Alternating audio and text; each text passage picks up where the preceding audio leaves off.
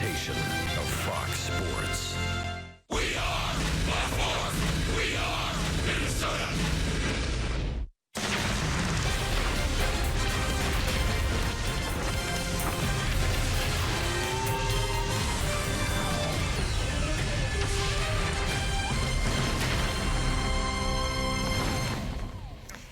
Back at Hammond Stadium in Fort Myers, Florida, the Minnesota Twins continue with their spring training efforts as they look to get even against the Boston Red Sox. Welcome inside Mall of America studio. I'm Audra Martin. The countdown to opening day is officially on, and things are certainly heading in the right direction for the Minnesota Twins. They've won their last 7 straight games, and today they look to make it 8 in a row as they face the Boston Red Sox for the second time this spring. First pitch is coming your way next, right here on Fox Sports North.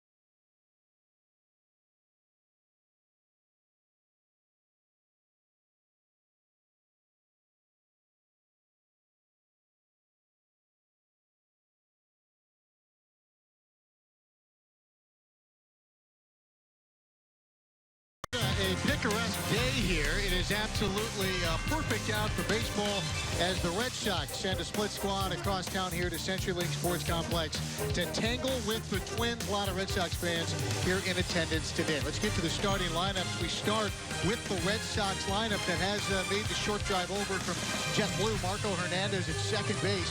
Chris Young will bat second, play left field, and then guy a lot of people think the favorite to be the Rookie of the Year, Andrew Benintendi. He's going to DH here today and bat third. Sam Travis cleans up. He's the first baseman. Then Jackie Bradley Jr.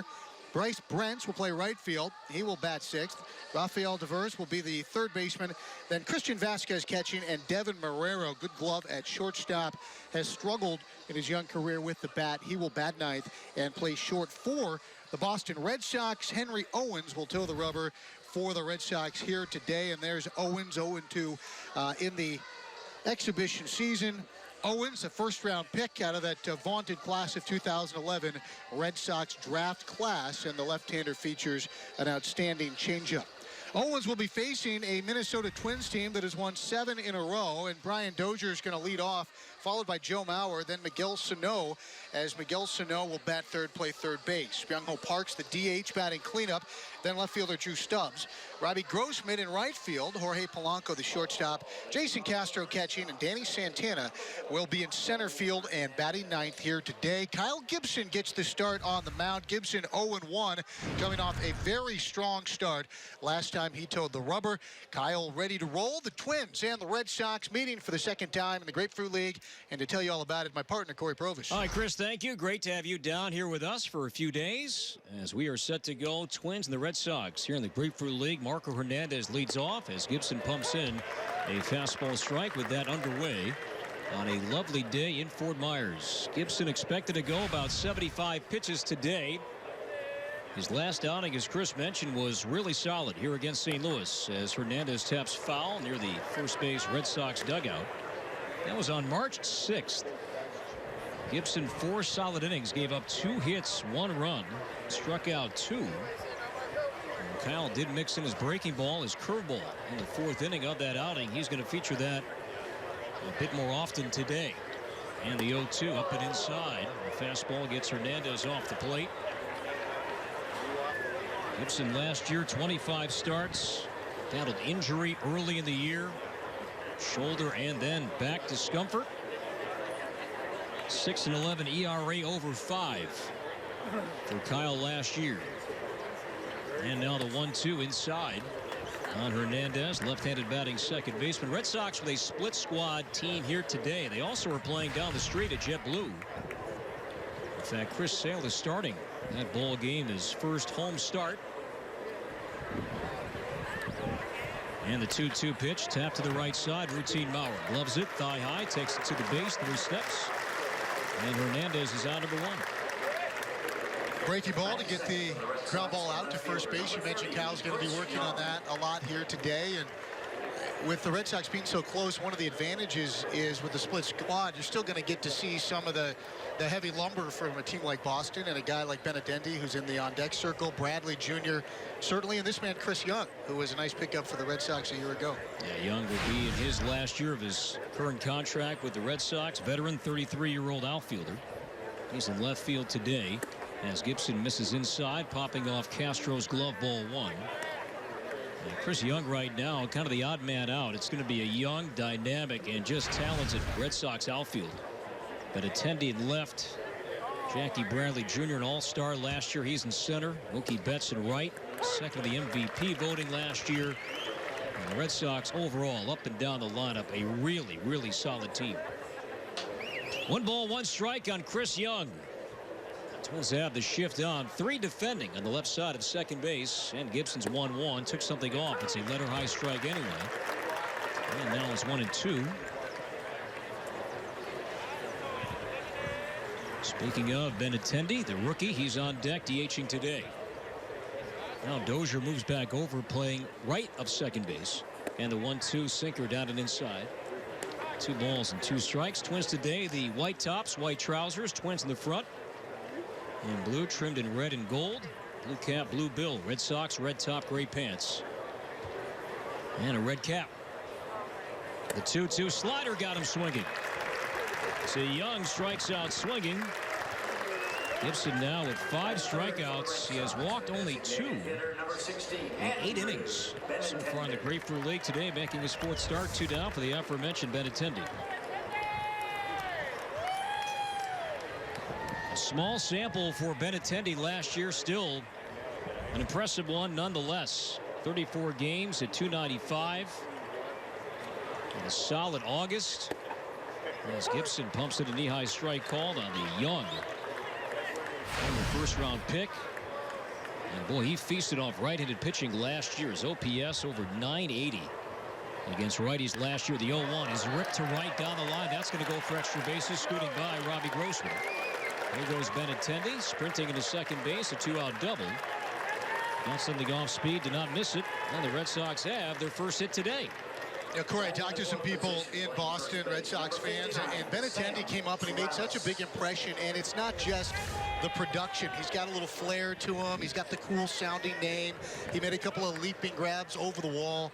And the folks that I've spoken with in Boston, in Massachusetts, they're going back to like Fred Lynn days as far as kind of like the folk hero-like status a guy like Freddie Lynn had as a rookie And Benintendi, as good as he is, still maybe the third best guy in that outfield that you mentioned. 2 down for Sam Travis at first base today. It was at AAA Pawtucket last year. As Gibson spikes one in the dirt, getting by Castro. With that, Benintendi is going to advance 90 feet to third. A wild pitch, charge to Gibson.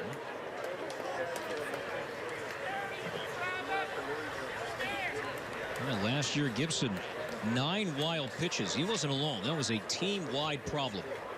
Starters, bullpen, too many wild pitches for the Twins hurdlers last year.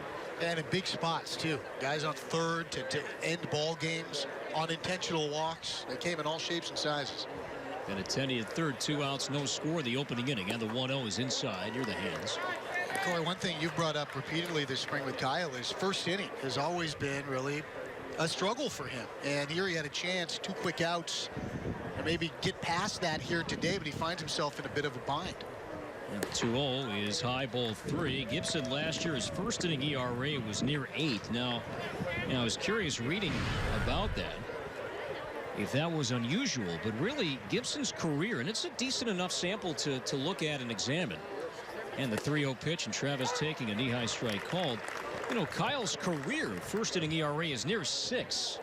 So yeah, it was a titch higher last year, but some will say that for a sinker baller, maybe that first inning is always going to be a troubling inning. And the 3-1 is a strike 2 call, delayed call on Sam Travis. Took something off there, 89 outside corner, knee high, it's full.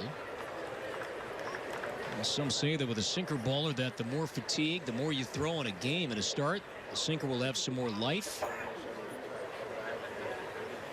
And here's the payoff pitch. Got him swinging on a slider. So Gibson never game in. He came back and he strikes out Travis. And the Red Sox lead Benintendi at third base. We played 1/2 in Fort Myers. Red Sox nothing. Twins coming up on your home for Twins baseball.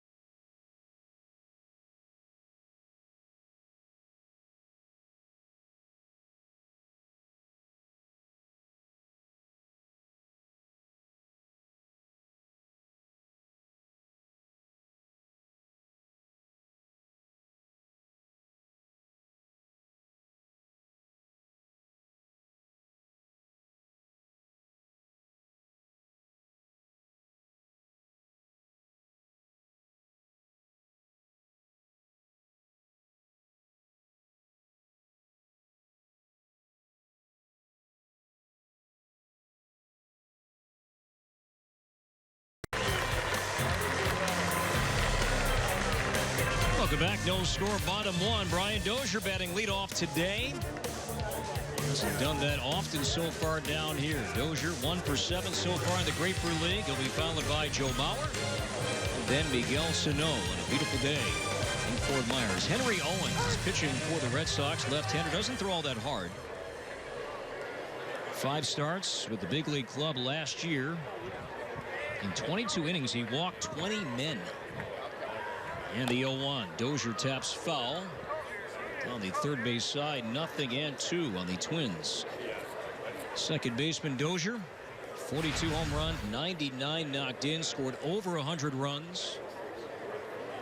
And we'll see where Dozier bats from opening day.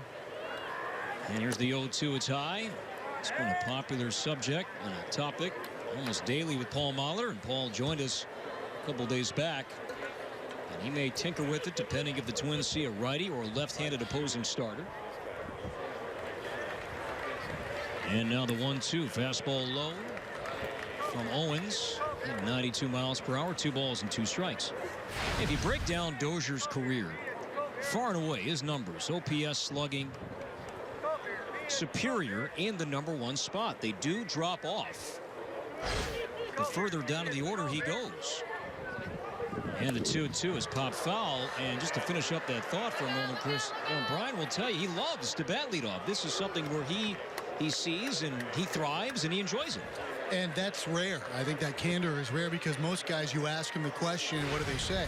Oh, it doesn't matter. It doesn't matter. It's same approach. It's only to start the first inning. But Brian's very clear that he wants to be in the leadoff spot. Not that he wouldn't hit somewhere else, but he really is comfortable there. And the 2-2 low from Owens. And I'll speed that time, full count.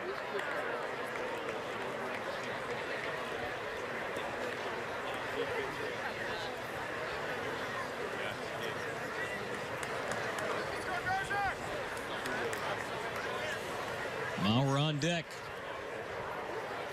Center fielder Jackie Bradley Jr. a few steps towards the gap in right center. And the 3-2, a swing and a foul. That got a piece of the umpire behind the plate. That was up, and Dozier likes that pitch up. Fastball at 91, but the home plate umpire appears to be okay. We'll do it again, 3-2. Yeah, great swing, 3-2. So often 2 strikes.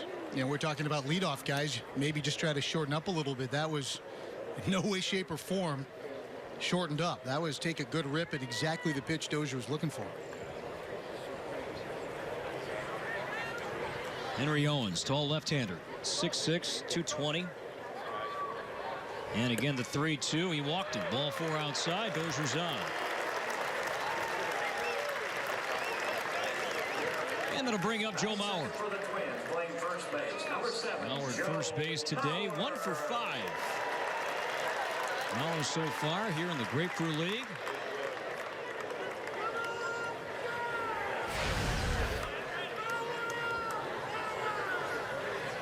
Lefty on left. If you look at Mauer's career, he's been fine, but last year numbers did drop considerably.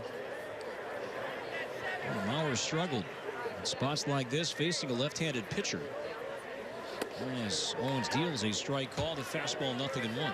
There's a school of fans, pundits, who say that he's lost it against lefties, and then when you ask Joe, he says, hey, it's a blip. I wasn't good last year, but I've been good before, and I think I can be good again.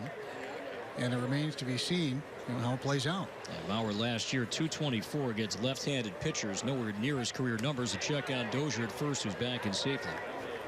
I think, and Joe kind of took umbrage with the idea that he suddenly, after one bad year, needed to be a platoon guy. He was being asked a lot about that, and his point was, I think the track record of the first dozen years of me against left-handers should be taken into account as well. Miguel Sano on deck. Dozier stole 18 bases last year. He stays, and the 0-1 on Joe is low and inside. A ball and a strike. We'll see if the Twins do show some patience against Owens today. I mentioned in the big leagues last year, 20 walks in 22 innings. Even in the minor leagues, at AAA Pawtucket, 24 starts, he averaged 5 walks per 9. So command has been an issue for Owens. 24 years old. Red Sox at double play depth. No score, bottom 1. Dozier at first, nobody out, and the 1-1 pitch, ground ball off the glove of Owens, bounces out near third, charging, bare-handing Devers, throws late. And Dozier alertly is going to take third base as the pitcher Owens never covered the bag at third. So good base running there from Dozier, especially a ground ball that kicked off the glove of the pitcher Owens. It bounced near third, and Devers bare-handed it, made a good play. But then nobody was covering third base, and Dozier saw that. Twins have runners at first and third, nobody out. Now, Owens threw a pretty good pitch. That ball, if it gets past Owens, probably turns into a double play. The way Marrero was headed to the bag near second. Instead, a glorious opportunity for Minnesota. But, Corey, these opportunities, while they've been fairly plentiful this spring, Twins have really struggled to capitalize in situations like this. Runners at second, third, or runners at third with less than 2 out. Infield is playing back for Miguel Sano as a home run this spring in 16 at-bats. If you're thinking about a strength with this Twins team entering 2017, it would be spots like this as Miguel looks at a fastball strike, knee high, nothing in one. Now Dozier, Maurer on base for a guy like Miguel Sano. His OBP and other numbers did drop last year compared to 2015, his rookie season. Still, though, Miguel last year, 25 home runs. And here's the 0-1. Off speed from Owens and misses low. 1 ball, 1 strike. Sano, one of 11 Twins hitters that reached at least 10 home runs last year. Third time a Major League Baseball team had ever done that. 11 guys with at least 10 home runs. Dozier at third, Maurer at first, and a 1-1. Breaking ball low, blocked by Christian Vasquez, doing the catching today, 2-1. I think the big difference between year 1 and year 2, you look at the walk total, 53 walks in the first year at 80 games, 54 walks in 116 games. Power number, frequency of home runs, those weren't all that different, but the on base took a major crater because he simply was not walking nearly as much. A lot of check swings too early last year. Good count for Sano. Outfield deep and straight away. 2-1. Nobody out. And the pitch lifted in the air to right center. Hit a ton. Brent's chasing. Looking. That ball's up and going to find the wall. 1 run scores. Here comes Maurer. Sano trying for third base. Here's the throw to the bag. Not in time. A 2-run triple. Twins lead 2-0 on Sano's 2-run 3-base hit.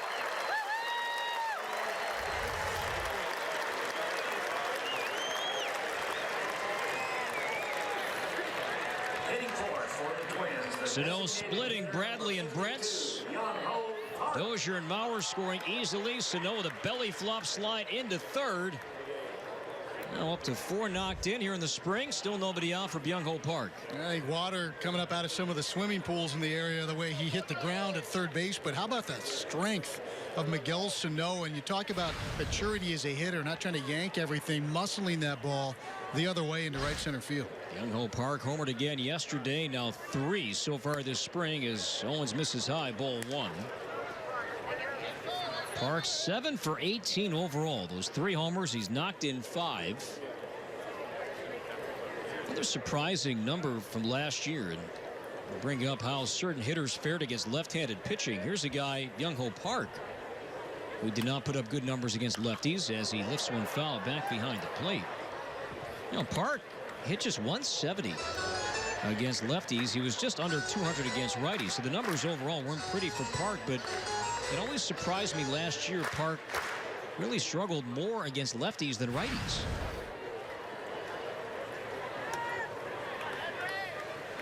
Park has looked solid so far, trying to make the team. No longer on the roster. And the 1-1. A drive in the air to left field. Young chasing to his right. That's going to get over his head. 1 up's off the wall. Park lies to second base. Sano scores. The Twins are pounding Owens early. 3-0 Twins and still nobody out. You're talking about looking solid, Corey. How about a quick swing that time from Byung-Ho Park as he turned on that ball. And he looks good physically, and he's looked good in terms of his performance as well. And we've seen it against velocity in the Grapefruit League. We've seen it against lefties and righties alike. And I feel as if now that he's fully healthy with last year under his belt, it's almost like you can flush those numbers out. It's almost like a fresh start altogether for Byung-Ho Park. So this is a split squad game for the Red Sox. A former Twin, Carl Willis, the pitching coach for the Red Sox. He's down the street. The pitching coach, the Pawtucket pitching coach, Bob Kipper, is here. He's going out to chat with Owens, a guy he saw plenty of last year at AAA. Another thing I've noticed, too, with Park this year, Chris, is he was such a big draw internationally at this time last year. Just a horde of photographers and writers from overseas following his every move, his every step. It's there, but not nearly as significant as it was a year ago at this time. As Drew Stubbs looks at a curveball down low and inside, ball 1. Now maybe And that's not a big fact, but just it doesn't seem to be that constant need to talk and be seen and have your photograph taken if you went 0 for 2 or you went 2 for 2. And the 1-0 on Stubbs. Fastball on the outside corner. Strike called. It's even. 3-0 Twins. Yeah, I'll add another thing that's different, and you tipped me off to this. I went and chatted with Byung-ho before the ball game today. His English when he came over was okay. His English now is probably better than yours or mine. It's fantastic. And it's been a year. Yeah. 1 ball, 1 strike on Stubbs. Twins by 3 in the first. And the pitch, Owens misses high, a curveball that stayed up, ball 2. You know, I was asking Byung-ho before the game on Wednesday against Team USA. You know, 2013, Byung-ho Park was not part of the Korean team. He was not asked to join the team this year. He said they've got 2 really good first basemen. They're fine. And this was in perfect English. And the 2-1 pitch fouled back. Good cut there from Stubbs, 2-2. But 13, no Byung-ho Park. In 2017, Korea said, nah, we're good. And probably for Park, you know, this is where he belongs right now, trying to win a job and trying to impress his big league club. Though it didn't work out well for the Korean team. Right. I think they could have used a little Byung-ho Park this year. Bobby Grossman on deck. Park at second base. Twins 3, Red Sox nothing, and still nobody out. 2-2 on Stubbs. 4 hits this spring and 17 at bats. High ball 3. As Owens misses up.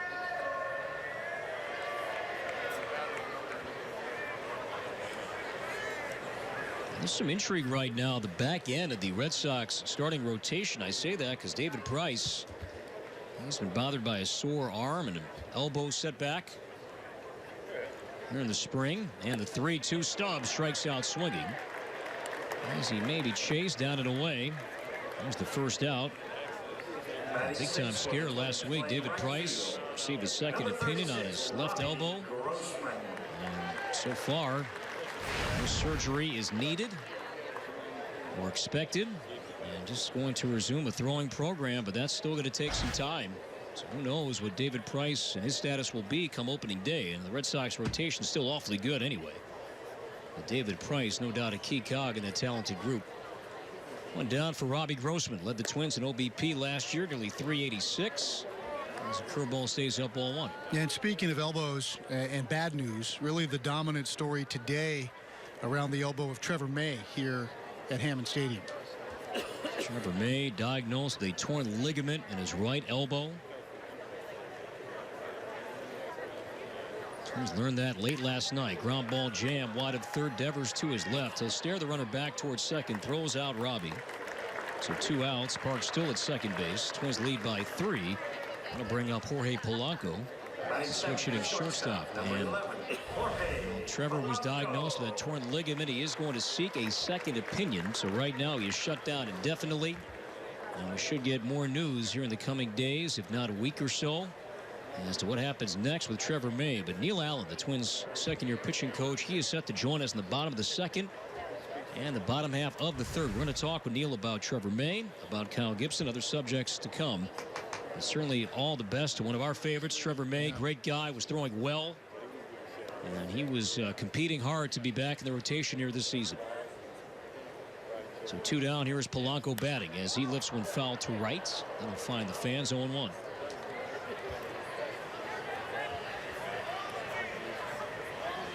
Trevor, in fact, he felt something pop the other night while facing Andrew McCutchen while throwing a breaking ball, but he still kept throwing. It wasn't like he threw one pitch and that was it. He still kept throwing. Yeah, did a full workout after the ball game, did all his running, felt great, and woke up in the morning and hoping that soreness would have gone away. It did not. The 0-1 line to left down the line. That's a base hit. Byung-ho Park will score. Polanco digging for second base. He will make it standing. 4-0 Twins, still batting in the opening inning.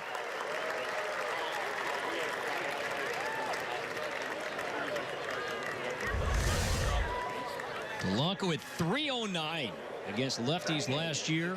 And a solid rookie season as he knocks in his 6th run this spring, and the Twins lead by 4. We talked about not capitalizing on opportunities in some of the earlier games this spring. Not the case today. You go back to that Mauer infield hit. Hits the glove of Owens. If Owens doesn't knock it down. Maybe it's a double play instead. The inning extended.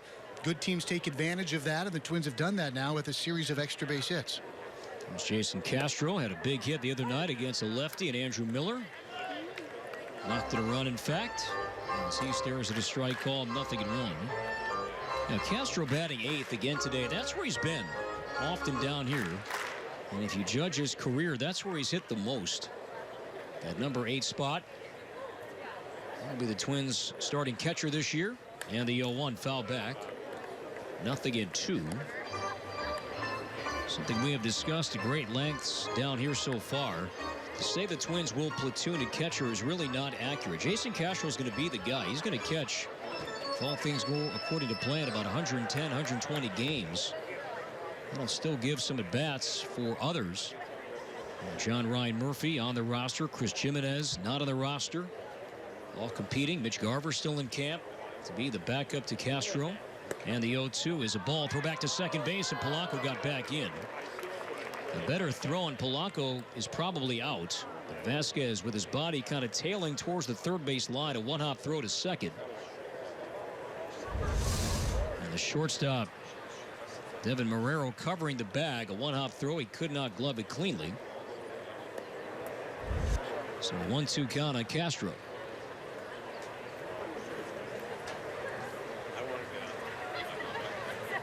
A long first inning here for Owens. Twins have cashed in so far with 4 from the stretch, and the 1-2 got him looking at a curve. So Owens threw more than 30 pitches here in the opening inning. The Twins score 4 runs. On 4 hits, they do leave 1 after 1. It now reads Twins 4, Red Sox 0 on your home for Twins baseball. Get in the game.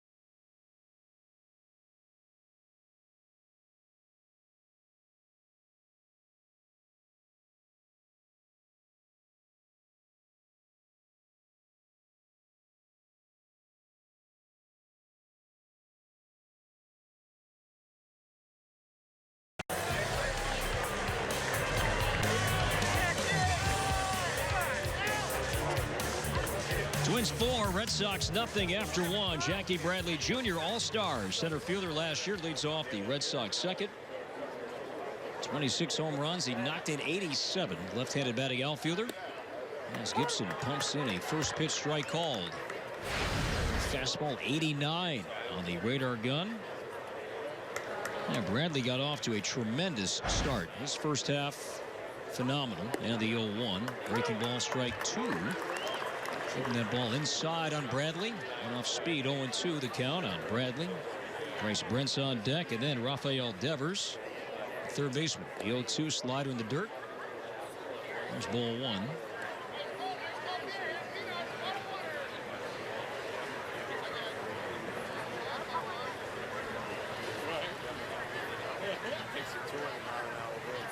Gil Sano playing off the line at third.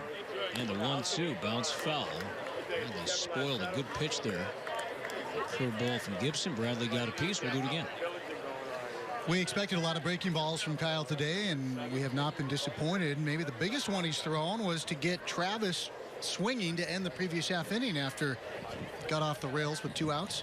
And the 1-2 weak ground ball right side. Dozier charging, gloving, setting, throwing in is just in time. But Mauer stretching at the back end to get a hustling Bradley for out number 1. Batting 6 for the Red Sox, playing right field. Mentioned that Gibson's pitch count today ideally around 75. He is set to throw after today 4 more starts. And the progression normally would be 75 today and then likely 90 pitches his next outing. And to do that, maybe 90 a couple of times, then get up to 100 before you wind down here in Fort Myers. So 1 away for Bryce Brents in right field today. Strike called. First pitch strike again from Gibson. 0-1.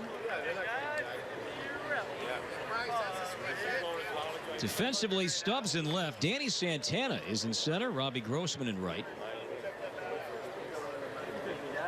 And the 0-1 swing and a miss on a change of pace that time. 0-2 on Brents. Twins won yesterday. And Jupiter knocking off the Marlins 8-2. Both Byron Buxton and Max Kepler made that trip. It's about a 3.5-hour drive across the state. The 0-2 is in the dirt, buried and blocked by Castro. Ball 1. So kind of a different look at the outfield. Eddie Rosario playing with Team Puerto Rico. Had a big performance last night as they beat up on Venezuela. What big performance. Tripled off Felix Hernandez. He scored 3 runs. He had 3 hits. He had a double, and they didn't just beat him up. They pummeled him. Swing and a miss. Brent strikes out a slider again from Gibson. So 3 punch-outs so far for Kyle. 2 down. Twins by 4. And now the 20-year-old young third baseman Rafael Devers. How'd you like to pitch for that Puerto Rican team like Barrios is going to do? And before you throw the pitch, you turn around to check your infield. And you look at Correa, Lindor, and Baez at third, short, and second base. That's 3 legit shortstops, top-end shortstops. And nothing's getting through, right? There's Devers, knee-high strike. Gibson just throwing that first pitch strike often here. A sinker that time, 0-1. Jose Barrios, I believe, is set to start tomorrow. Hector Santiago, I don't think is starting today for Puerto Rico, but expected to pitch. And the 0-1 line to right down the line. That's going to land for a base hit. Grossman's going to cut this ball off before the track. And with doing that, Devers holds with a long single. So Grossman getting to that ball quickly, keeping Devers at first base. A 2-out knock. And the Red Sox second will continue now for the catcher, Christian Vasquez. Twins lead by 4. Batter number 8. Correction number 7. The catcher, Christian Vasquez. Team USA won last night, knocking off Colombia. Adam Jones, the walk-off hit. Team USA plays the Dominican Republic tonight. Understand that Marlins Park is sold out for Team USA against the Dominican tonight. Here's Vasquez batting. That was a strike call. Speaking of Adam Jones, I meant to mention this the other night, as he's a part of Team USA. Something I noticed again with Jones during batting practice here on Wednesday. And Jones, when he makes the trip down, Adam, of course, with the Orioles. When Baltimore makes the trip down from Sarasota and Jones is here. First, the 0-1 from Gibson. It's lined up the middle, and it's going to be fielded by Polanco. Goes to second, and it's going to be off target. And everybody's safe. Polanco made that close as he went deep to his left from shallow center field. A spinning throw to second, trying to get the force on Devers. And his throw did pull Dozier to the shortstop side of the bag. Goes as a base hit. Everybody's safe. 2 on, 2 out. Twins by 4. But now Corey, the shortstop Marrero. Pardon me, but he saved 90 feet. And we talk about the importance of 90 feet in a baseball game. If Polanco doesn't flag that ball down, you're talking about a guy at third base. We've seen wild pitches. We've seen goofy things happen. So a nifty play, showing good range. So now Marrero, shortstop, 13 games. The Red Sox last year, just 1 hit and 12 at bats. Was at AAA. As Marrero steps in from the right side, 2 outs. And here's the pitch, slider, outside corner strike called. To finish up that thought, though, Adam Jones, because he did it again the other night. He always makes it a point to seek out Tony Oliva. Always. Antonio is here, down here, and he's watching batting practice. And Adam Jones comes out for stretch. And before he joins his teammates, he always makes it a point to see Tony Oliva and talk to him, shake his hand. And for a generation of players who often get criticized for not knowing about the history of the game and those who came before them, I'm not sure if that's even right in the first place, but Adam Jones, he's not part of that group. That guy gets it, man. But every time I see him and he makes the trip down, he does it, and he did it again on Wednesday. Just a few minutes with Tony O behind the cage. From the stretch, and the 1-1 slider low and away, ball 2. Yeah, and you think, why wouldn't you want to do that if you're a young player? But for him to recognize that, we see so many of the Cuban players in particular make a pilgrimage over to see Tony when they come to Target Field. But for Adam Jones to seek him out, it says an awful lot about Adam. Gibson 34 pitches in so far today. Twins lead 4-0. Devers at second base, Vasquez at first. As time is called, Castro and Gibson will reset. That and the fact that Adam Jones rides the bus down from Sarasota to make that road trip, too. I mean, we talk about Boston being just across town, but so many guys, the tenure, the resume of a guy like Adam Jones, not putting a whole lot of miles on during the Grapefruit League. As Marrero again steps out. Gibson, he likes to work quickly. He's somebody that the guys behind him don't mind playing behind. As Gibson, when he's going well, quick tempo, quick pace. Taking his time here, and now is ready to work 2-1 in the second. And the pitch off speed, strike 2 called. Jason Castro, he has played quite a bit down here so far. Today marks his 7th game. Not surprising. Twins' new catcher trying to learn this staff. 2 balls and 2 strikes, and the pitch in the dirt. Sliding stop by Castro to his right. So a full count. Traveling time now for the runners. Devers at second. Vasquez will do the same at first.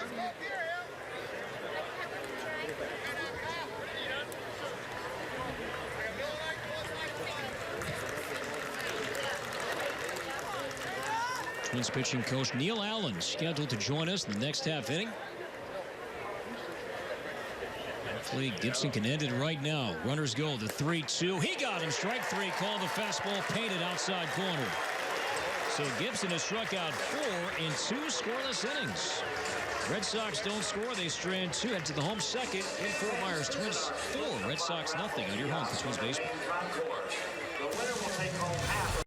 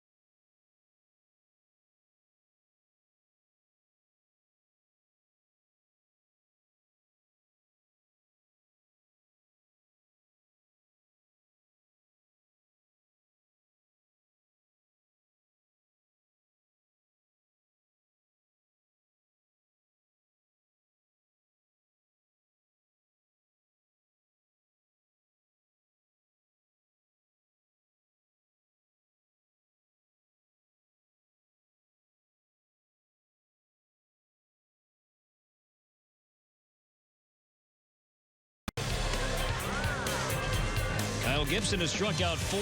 2 scoreless innings so far. Twins offense scored 4 in the first, and now it'll be Danny Santana. Brian Dozier, Joe Mauer to bat against Henry Owens. As the switch hitting outfielder takes inside and low ball one. Corey and Chris back upstairs, and we're now pleased to be joined by the Twins pitching coach, Neil Allen. Neil, always great to catch up. Thanks for joining us. Oh, thank you, Corey. Glad to be here. Ball one, a lot to speak with you about today, and the 1-0 is inside and low ball two. Before we get to Kyle Gibson, your thoughts on the sad news about Trevor May? Well, naturally, anytime you hear a young man get something like that he's facing in the Tommy John situation, and it's very, very sad because you know, it's a long process. It's a long healing process, and he was having such a good spring, throwing the ball well, feeling good about himself, confidence was sky high, and to have a bubble like that burst on you, it's awfully sad. But you know, he's a tough kid. He's mentally strong, and he knows he's got a tough road ahead of him. So you know, with everybody's blessing and help like this, he'll get through this thing and he'll return to us sooner than later. 4-pitch walk to Danny Santana. Now Brian Dozier, he walked and scored his first time up. Trevor was in this situation last year, being that, Neil, he was in camp initially competing for a spot in the rotation. I say that things were similar, but they have a different feel. Being what Trevor went through physically last year, was he more poised to win it this year than he was a year ago? I think so. I don't think it's no big secret that we were going to give him every opportunity in the world to have that fifth spot in that rotation right there. And you know, he came in with the idea and the presence of mind that that's what he was in here to do, was to win the fifth spot. He knew that it wasn't a lock for him and that he had a lot of work and he had a lot of competition, which we were thrilled to death to have competition to push him, and he was pushing himself, and he was doing very, very well. And like I said, it's just a sad bump in the road of life, but we all know that in sports these things happen. Neil, Chris Atterbury, and as there's a little visit here on the mound with Henry Owens and his catcher Vasquez, a chance to expand on that. We don't know exactly what Trevor is going to do as he evaluates his options here. We know it's going to be a long haul no matter what. So many in the game have gone through it. Is that a situation where a guy who's going through it, this is his first arm injury of any kind, leans on the experience of teammates, of coaches, of other people who've gone through that process? Absolutely. I mean, I already told him this morning. We had a nice talk this morning, and we talked about this situation, and some teammates have already approached him and talked to him about it. But, you know, like I said to him, he needs to reach out right now to people who have experienced this, people that have been through this, people who lived it, and get their thoughts, get their opinions. What to expect doctors to tell you, what to expect about a rehab, because it's a long process. It can be mentally draining on an individual, and if you haven't been there before of any kind of surgery, it's a very tough thing mentally as well as physically. And so the best thing for him right now is to reach out to individuals, teammates as well that's been there, but guys outside the Minnesota Twins organization that have had these kind of things to happen to them, so that way he can have a little idea and a feeling as to what he's about to experience. Dozier swings and pops it out playable on the infield near short.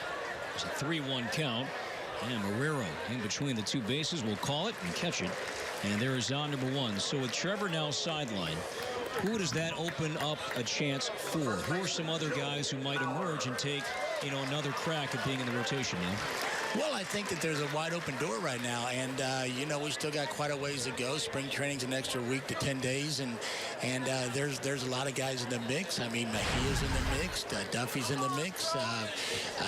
You know, them two right now just jump out at me, but there's 3 or 4 or 5 guys that stick out right now, and we'll see who grabs the bull by the horn, who has gives us the best situation to win at the start of the ball game. So right now it's, you know, who brings the consistency and who gets the job done. Runner goes. Santana's thrown out at second base. A perfect throw from Vasquez and a curveball to Mauer. But Vasquez a perfect strike to Marrero covering, so the caught ceiling goes 2-6, 2 outs. With Mauer batting, Twins lead by 4. Chatting with Twins pitching coach Neil Allen. You mentioned Mejia, you mentioned Duffy. They both threw yesterday. Do you like seeing them on the same day when you're trying to kind of compare the two? You know what, I do, but now we're starting to get innings built up, and eventually I'm going to have to split them up because their longevity of their game is built up now, and they're going to be heading into, you know, higher pitch counts, and so I'm going to probably put one of them in AAA for a start, and then one of them will stay with the Major League club for a start. And, you know, we got Ryan Vogelsong in the equation, so he's going to get some starts. So we're just going to weigh and measure everything. We still got, like I said, an extra 7 or 10 days of spring training. But the longevity gives us the luxury of looking at guys a little bit longer. And so we'll see where we go. And but they're all gonna get their starts. And like I said, like you guys just pointed out, I am going to split those two guys up eventually because they get their pitch counts too much. And we've got to get them an opportunity to run them both out there for 5 and 6 innings to see what we get. 3 balls and no strikes on Joe, 2 outs as Owens just walked Mauer on 4 pitches. There's the 3rd walk of the game issued by Owens. So 2 outs, and then it'll bring out Miguel Sano. Neil, you know Kyle Gibson today. He's sitting down the way from you there. He's got some big outs on his breaking ball. Is that something you were looking to see him do today? Absolutely. He's working on his changeup and he's working on his breaking ball. But at the same time, we also want fastball command to both sides of the plate, because if we don't have fastball command, you can forget about that breaking ball and you forget about the changeup. So we are focused on fastball command. We're focused on elevating, which I was thrilled to death what he did in the first inning right there and got that guy out the plate 0-2. And look to see him do more of that so that he can open up the plate for his off-speed. So them are things that he's working on today, and we're at the middle of camp right now. It's time to start turning the corner and getting those things done. There's Sano, curveball strike call, 0-1 on Miguel. A 2-run triple to right center. The Twins 4-run first inning. So Mauer first 2 outs, and now the 0-1 is queued up the first base line, rolling, and going foul. You know, Neil, staying with Kyle for a moment, much has been made about his offseason program. It is new for him. Was it new for you? Had you seen a pitcher, you know, use those things that Kyle now does in between starts? No, that was different. I'll be honest with you, it was different for me to see it. But you know what? The game changes, and the game changes every year. There's all kinds of different analytical versions of different things that are happening to pitchers and, you know, everyday players. But you know what? I had to be open-minded. That's what you've got to be in today's game. And so he sat me down one day in the bullpen, and he explained the whole program to me that he goes through. And there's some things that are very intriguing. There's some things that I'm kind of wondering, what? You know, how the hell's this work? But at the same time, I got to give him the opportunity to prove to us that what he's doing is beneficial. And the number one thing I want to make sure of is that he is very confident in his abilities right now with what he is accomplishing with this drills that he's doing. And I'm going to support him. I'm going to give him 110% support. And if he feels good about himself mentally of what he's got going on right now and he can show us consistency, I'm on board. Curveball, strike 3 called on Sano. At that, the inning is over, and we thank Neil Allen for his time. Neil, always great to catch up. Thank you. Thank you, guys. Thanks, appreciate it. Neil Allen, we thank him for his honesty here in the second. After 2, Twins lead 4-0. A special guest joins us next on your home for Twins baseball.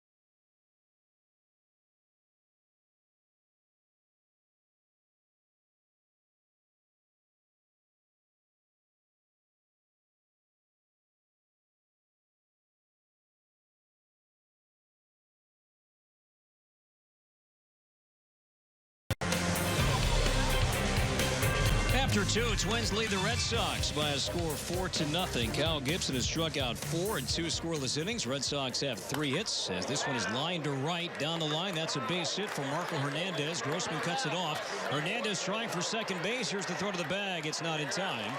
And a leadoff double for the Red Sox left-handed batting second baseman to begin the Boston third.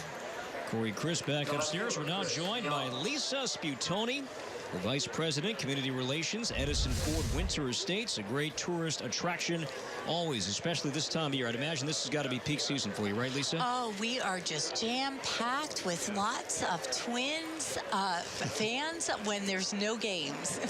There is so much to do. There's baseball, there's the beaches, but there's also some American history to take part of down here. Exactly. The Winter Estates of Thomas Edison and Henry Ford are right here and close to downtown Fort Myers, and we're one of the 10 most visited homes in Ground ball to third. This one fielded by Sano. And that is out number 1. Hernandez holds at second base. All right, so a typical family of 4 wants to stop by. What can they expect? Oh, they can expect a full day of activity. We have a family audio tour that's geared for kids of all ages. They see historic gardens, historic homes. We have boat rides leading up and down the river with Pure Florida, having lunch at Pinchers. It's a great full day at Edison Ford. One out for Andrew Benintendi. DHing today. He'll be the Red Sox left fielder in the regular season. He doubled his first time up, did not score, as Gibson misses inside ball 1. Now, you mentioned all ages, and all of us have children, and our families come down often with us to spring training. And literally, whether you're 8, whether you're a teenager, whether you're 20s, 30s, or Corey's age, some for everybody? Yes, and Grandma and Grandpa, too. Everyone just has it's something for everyone there. Must see in Fort Myers. Benintendi, a rocket deep to right, down the line, in the corner. That ball is going to go foul. Landing in the Red Sox bullpen, hit a ton. But foul deep down the right side. A ball and a strike on Benintendi. Sputoni, Benintendi, he's got to be one of your favorites, right? Yes, probably pie size. Twins lead by 4. Red Sox batting in the third. Marco Hernandez at second base. Joined by Lisa Sputoni from the Edison Ford Winter Estates. Here for this half inning. Gibson now at 41 pitches, steps off. And I understand that the estates are on what, about 21 acres. Is there room to grow, or are you pretty much tapped out with all the space that you have? Well, what we have is that's the original site of where Thomas Edison and Henry Ford had their homes. So, and they were adjacent to one another? They were right next door to each other. They were friends, and actually Thomas Edison was Henry Ford's mentor. They were smart enough to invent things and to know to get out of New Jersey and Detroit in the winter. Exactly. Thomas Edison actually worked down here with a rubber research lab, which is on the site also. 2-1 is low and inside. Ball 3. Sam Travis on deck. What is your favorite, I guess, attraction within the attraction? Like if there's this one thing that you would say is your favorite. Well, I just talked a little bit about Edison's lab, and actually when you walk into that lab, the inspiration just walking in there, where Thomas Edison once did 17,000 different experiments on some plants there, the creativity and the genius, you just feel it when you walk in.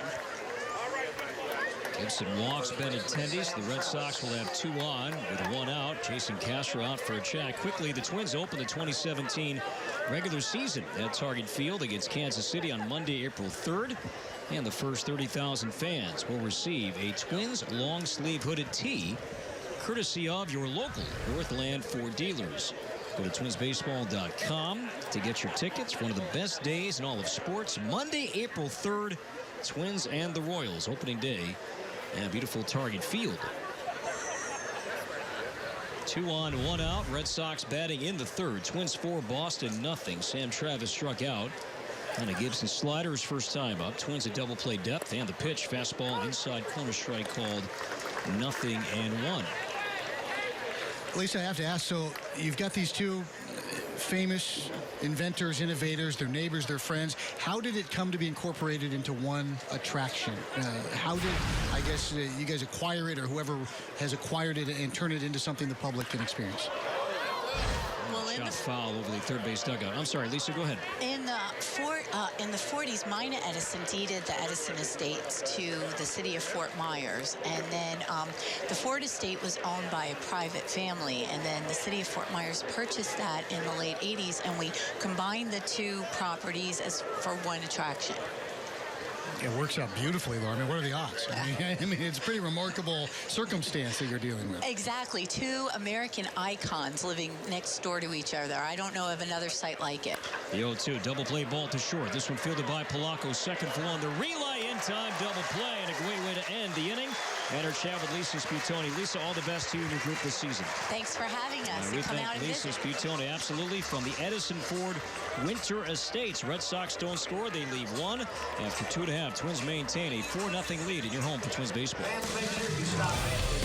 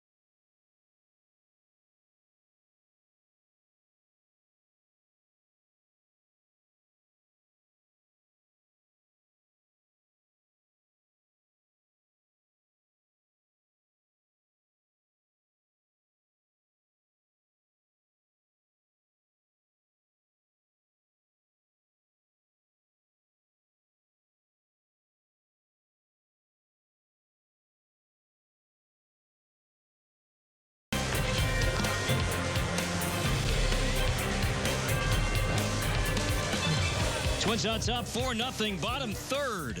It'll be 4, 5, and 6 coming up. Byung Ho Park, RBI double back in the opening inning. Park now with 6 knocked in this spring. He's 8 of 19 at the plate. It's a curveball from Owens, who has labored today. 4 runs, 4 hits. He's walked 3 as he begins his third inning of work.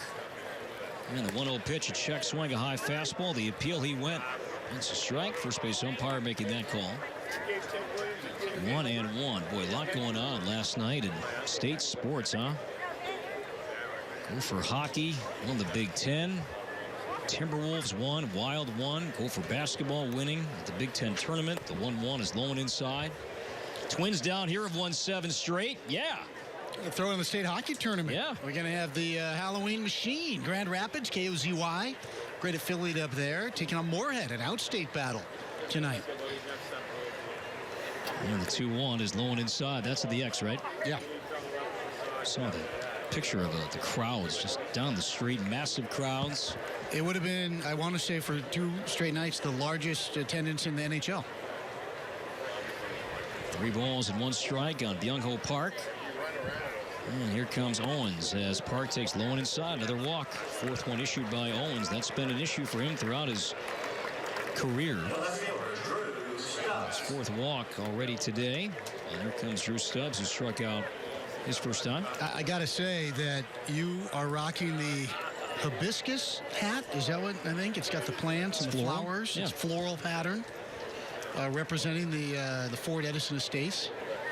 Yeah, we had a hat the other day from the beaches of Fort Myers and Sanibel. We thank our guests for bringing us gear. It's awfully nice to see that. But thanks again to Lisa Sputoni for stopping by. As Stubbs behind a strike called. We had a great visit with Captain Ryan Kane the other night from Southern Instinct Charters. You imagine being the other house on the block in between the Fords and the Edisons? Yeah, like just the come Johnsons. Up with right? You know, you're just like, hey, get off my lawn, Thomas. No balls and a strike on Stubbs. Curve is on the inside corner. Strike called, 0-2 on Drew. Well, someday when the city of Eden Prairie has a deed to the Gladden Estates. Tours. Yeah, come visit us, bro. As you're on 494, you enter Eden Prairie. Welcome. And the 0-2 curve is lifted foul down the right side. You and Danny have the call tomorrow. Simulcast, Twins and the Orioles here. Mentioned Baltimore earlier. Well, worried about that simulcast as there is a Harley night in downtown Fort Myers tonight. And a day game tomorrow. And a St. Patrick's Day parade in Naples as we speak. We should have switched this up. Yeah, it could get ugly. And the 0-2 foul back. Twins lead 4-0 in the home third. Park at first base. Nobody out. Red Sox have a right-hander warming up.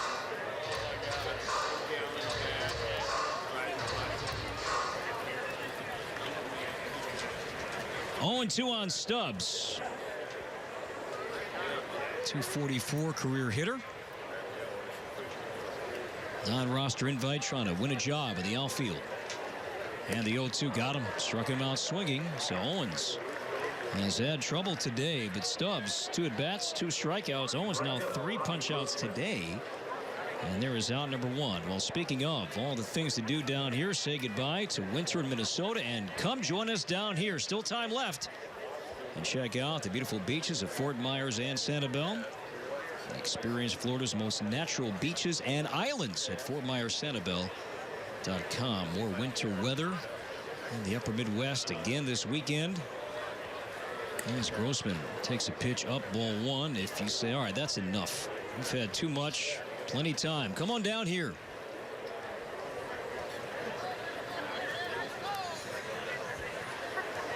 You okay? You're so stern. I'm not used to you being stern. I try. And the 1-0 is inside. Ball 2 on Robbie. You know, this is a big day for Henry Owens, and obviously Twins fans not so concerned. They're not, playing the violin for the Red Sox rotation, but Owens a first-round pick, and they just kind of been waiting for him to make that leap. And he has struggled to do so, and there's going to be some opportunities there. And he's still struggling with the command. Line to right center field. That's going to get down for a base hit. Cut off by Bradley. Park will make third. And Robbie Grossman with a single to right center. The Twins have runners at the corners. And that may be it for Henry Owens, the acting manager. Ruben Amaro Jr., former bench coach, I should say former GM of the Philadelphia Phillies, now the first base coach with the Red Sox, the acting manager, and that will indeed be it for Owens as the Red Sox will make a pitching change. So runners at the corners, 1 out. Twins batting in the home third, leading the Red Sox by a score of 4-0. We'll be back with more from Fort Myers in a moment on your home at Twins Baseball.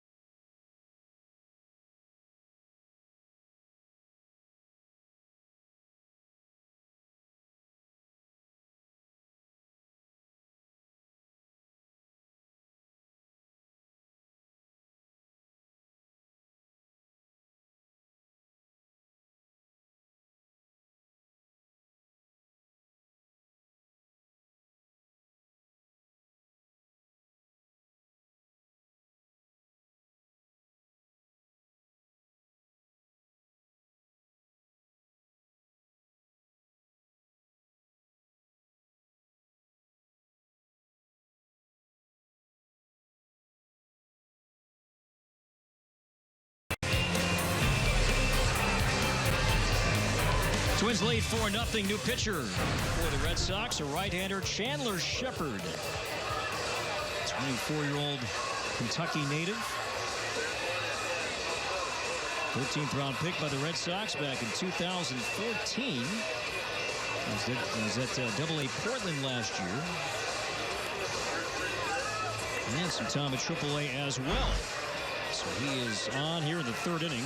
A rough day for Henry Owens. Twins lead 4-0. Have Park at third base, Grossman at first. And the batter will be Jorge Polanco with an RBI doubled on the left field line, really capping off that 4-run opening inning. And for a switch hitter like Polanco, a chance getting your bats might be limited during the course of a game to break out another left-handed swing after getting some hacks against the southpaw Owens from the right side.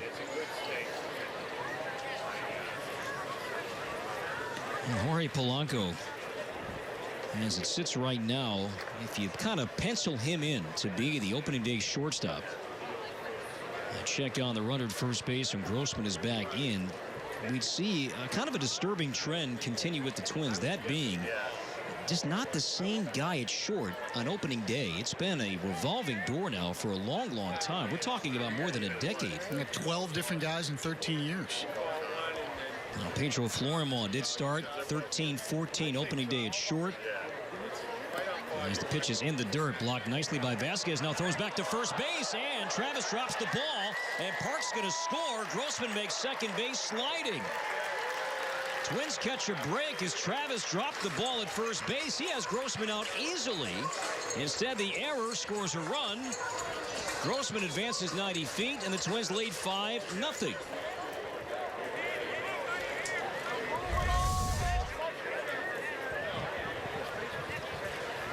I score that E3. The scoreboard is saying E2, but that's a perfect throw from Vasquez and just dropped by Travis. I'm sticking with E3 on the run scoring and the advance of Grossman going down to second. Yeah, pretty good throw and heads up on the part of Vasquez to really help his guy out of the inning. Instead, the mess gets a little murkier.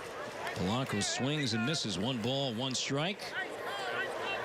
Hey, Corey, you bring up such a great point about the struggles with getting consistency up the middle. Before Florimon's 2 straight starts, you have to go back to Pat Mears, who was also the last homegrown guy for the Twins, which is something Polanco would be. Pickoff play at second. Grossman back in. Now, Jason Bartlett did start at short a couple of times, but we're talking about consecutive years. Yeah. Bartlett was at short 05, different body 06. Bartlett back out there 07. Yeah, exactly. Guzman, he was steady at short there for a while, but it's been an issue.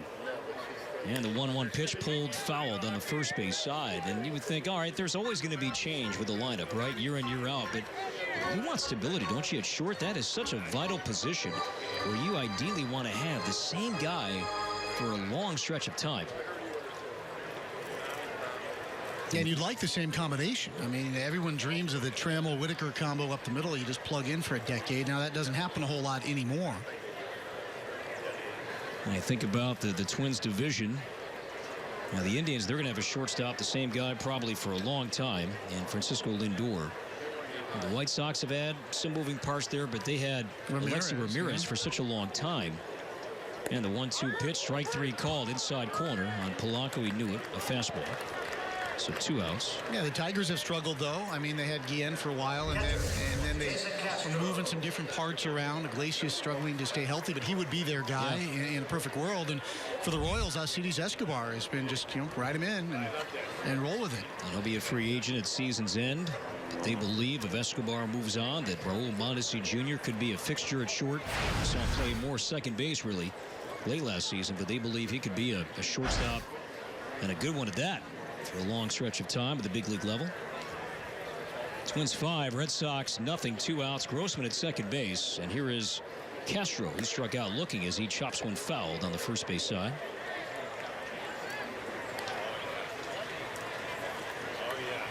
And the guy on deck, Danny Santana, 2015 opening day starting shortstop.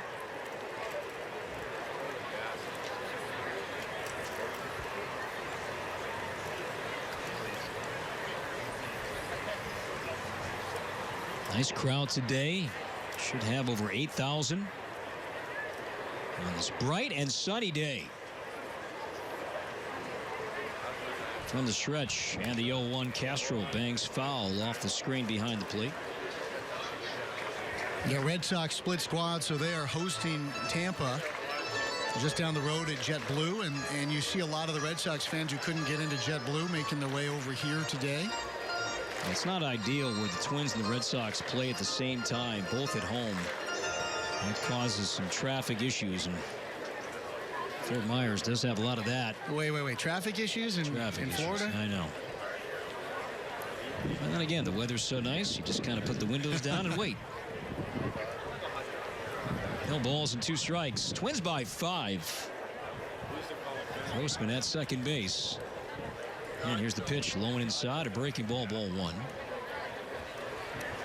Tomorrow, big day here. It's Minnesota Day. Nice. I was talking with Joe Mauer, and he said he's got another wave of relatives who will be down for Minnesota Day, and estimated that he will be related to half of the parking lot tomorrow. But that's always just a crazy time here at CenturyLink Sports Complex. And yeah, the Mauer tailgate is something else. That's great. Now, you're not working. You're available. I am. The Provis tailgate. Barbecue tofu. Pitch in the dirt, gets between the legs of Vasquez, and with that, Grossman takes third. There's some fried wheatgrass. Now we're talking. Maybe a portobello mushroom burger or something along those lines. Of course, you'd have to find somebody to start the grill for you. Yeah, that's true. That's going to be a pass ball, a charge to Vasquez. That was a pitch that really right there, almost a strike. It was just botched by Vasquez. Well, he gave him the error that he probably didn't deserve, but that time I think he certainly would say he was culpable. 2-2 on Jason. Runner at third, and the pitch. Line to right, down the line, in the corner. That ball is going to land fair. It'll pinball in the corner. Grossman scores. Castro to second base. 6-0 Twins, still hitting here in the third.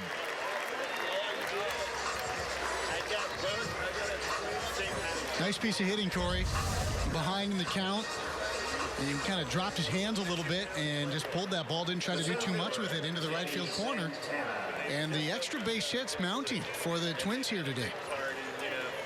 It's always a tricky number, and something we referenced earlier about teams hitting with runners in scoring position, because it doesn't always tell the true story. You know, if you pick up a hit, you got a guy at second base, you don't always score. Yeah, if a guy advances 90 feet, you go down to third. Yeah, it's a hit with a man in scoring position, but did it produce a run? It doesn't always work out that way, as Danny Santana takes a strike. So I bring that up saying, well, you know, if the Twins are, say, top 5, top 6 with men in scoring position, that's good. But does it correlate into run production? If it doesn't, then it's almost a moot stat. Danny Santana walked his first time in center field today. Danny out of options, 26 years old. As the pitcher misses. 1 ball, 1 strike from Chandler Shepard. Yeah, he's putting his versatility on display here again today. A chance to play in center field for Santana to show off his skills there and try to make a deeper impression on this staff as to his utility, really, with his club.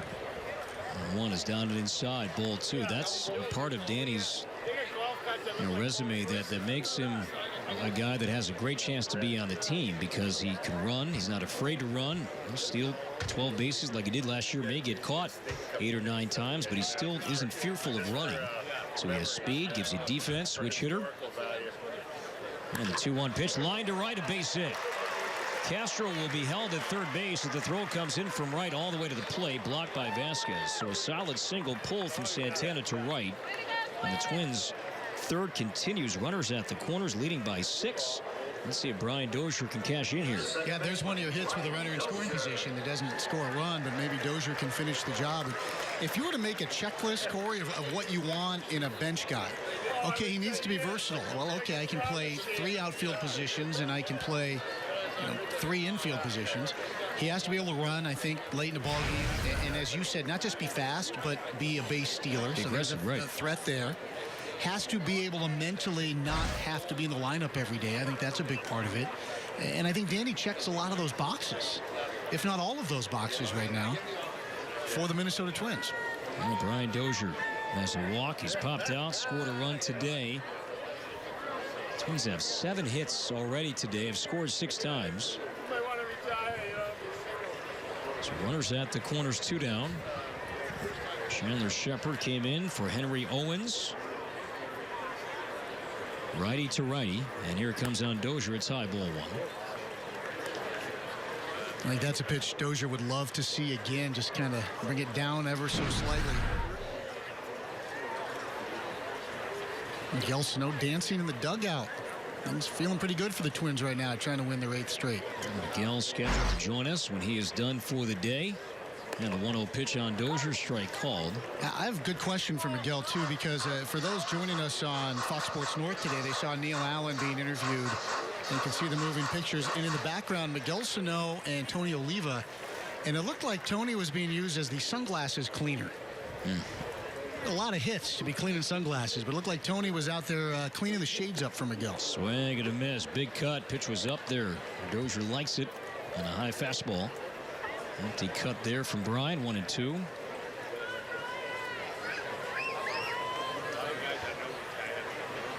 Dozier knocked in 99 runs last year, facing Chandler Shepard. Right-hander for the Red Sox in the home third. Twins have 2-2 on 2 out. And the 1-2 got him swinging. Dozier strikes out. A fastball from Shepard ends the inning, but the Twins add 2 more runs on 3 hits while leaving 2. And after 3, it now reads Twins 6, Red Sox nothing. And you're home for Twins baseball. It's time to check your appointment.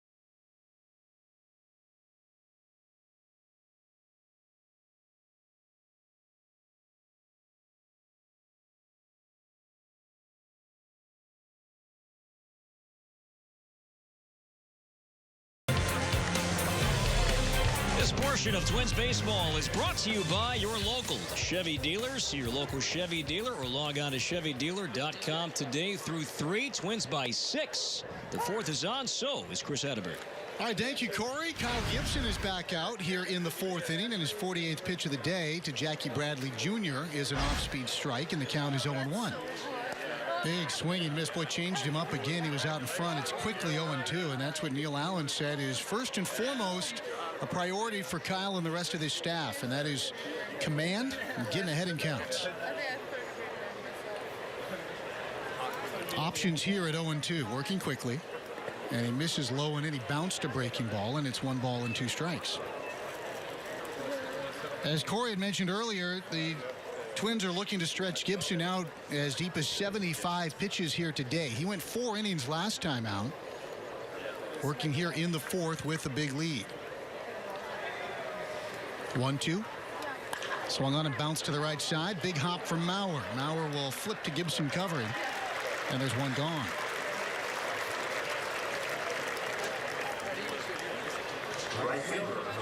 Sorry, Chris, I was going to say that it's something that is worked on daily down here, but pitchers fielding their positions. And when it comes to that, Kyle Gibson is among the best the Twins have. And it may not even be a close race. He just feels his position so well, whether it's getting to the base, whether it's fielding ground balls or bunts. You really see his ability, not just when he throws the ball, but just defending and picking up a ground ball off the bat or just helping out his teammates defensively. Sound player. And you talk about how much they work on it as Bryce Brents is in from the right side, and the first pitch is off the plate, 1 ball, no strikes. We saw a play in the first inning of this game in which Henry Owens failed to cover a base. One of those things you work on the backfields over and over again here in the Florida Heat. He failed to cover. Brian Dozier, heads up play, picked up 90 feet, opened the door for a big inning. Breaking ball fouled right back at us into the net. It's 1-1. And those are things after this ball game when a guy like Henry Owens is being discussed in the clubhouse by the staff, talking about how his outing went. That play is going to be brought up as much as anything his pitches did or did not do today. Foul ball for Brent, and the count 1-2. Glorious day here in Southwest Florida. Twins with a big lead. They're trying to win their 8th straight Grapefruit League game, which would match their longest win streak here in Florida since 8 straight to end last spring. 2-strike pitch just off the outside corner. Castro was holding his glove in place, trying to get the call, but didn't. 2-2.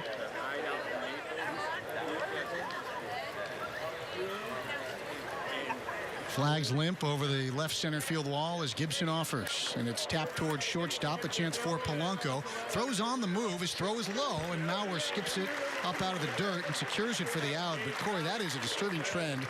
Not just Polanco, but he's certainly part of the conversation. A ton of balls on the infield that have been bouncing up to first baseman for the Minnesota Twins. Yeah, they really have been, and then Polanco has done that often down here, and Joe Mauer digging out this one. Now, this one may be a bit more easier than others have been, and Joe has made the plays on his end. But, yeah, Polanco has not had the best accuracy with his arm so far in the games down here. Devers takes low, 1 ball, no strikes. He has a base hit back in the second. It's not for a lack of effort either. I mean, he's out there every day, all the drills. He's getting the chance and the reps here in the game, but come game time, the throws have just been a bit off. Devers cues one off the end of the bat for Cano. He'll load it up, take his time. This throw is right on target, and a 1-2-3 inning for Gibson, who cruises through the top of the 4th. 6-0 Twins on your home for Twins baseball.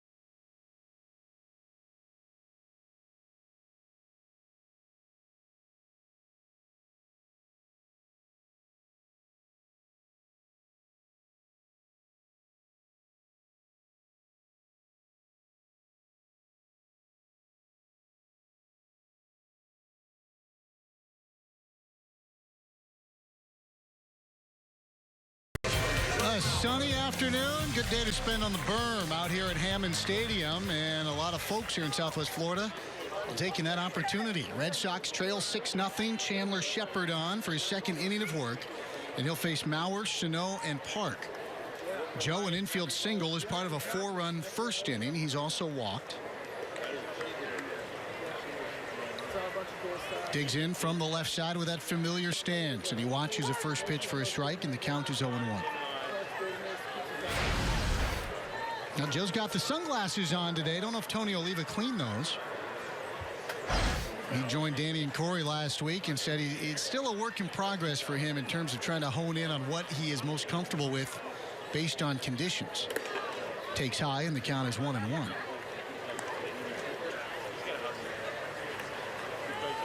Minnesota's pounded out 7 base hits in this one, 5 of them for extra bases.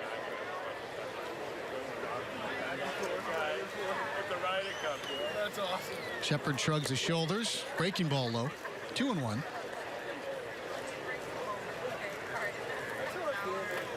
Second meeting of the year between these two clubs. Now, they used to compete for the Mayor's Cup. They now call it the Governor's Cup. And they won it last year. Was it 6-1? That was the first time in, I think, 11 years? Mauer chops one to the right side. Scooped up behind the bag by Travis. He'll take it to the base. And Joe has disposed of one down for Miguel Sano.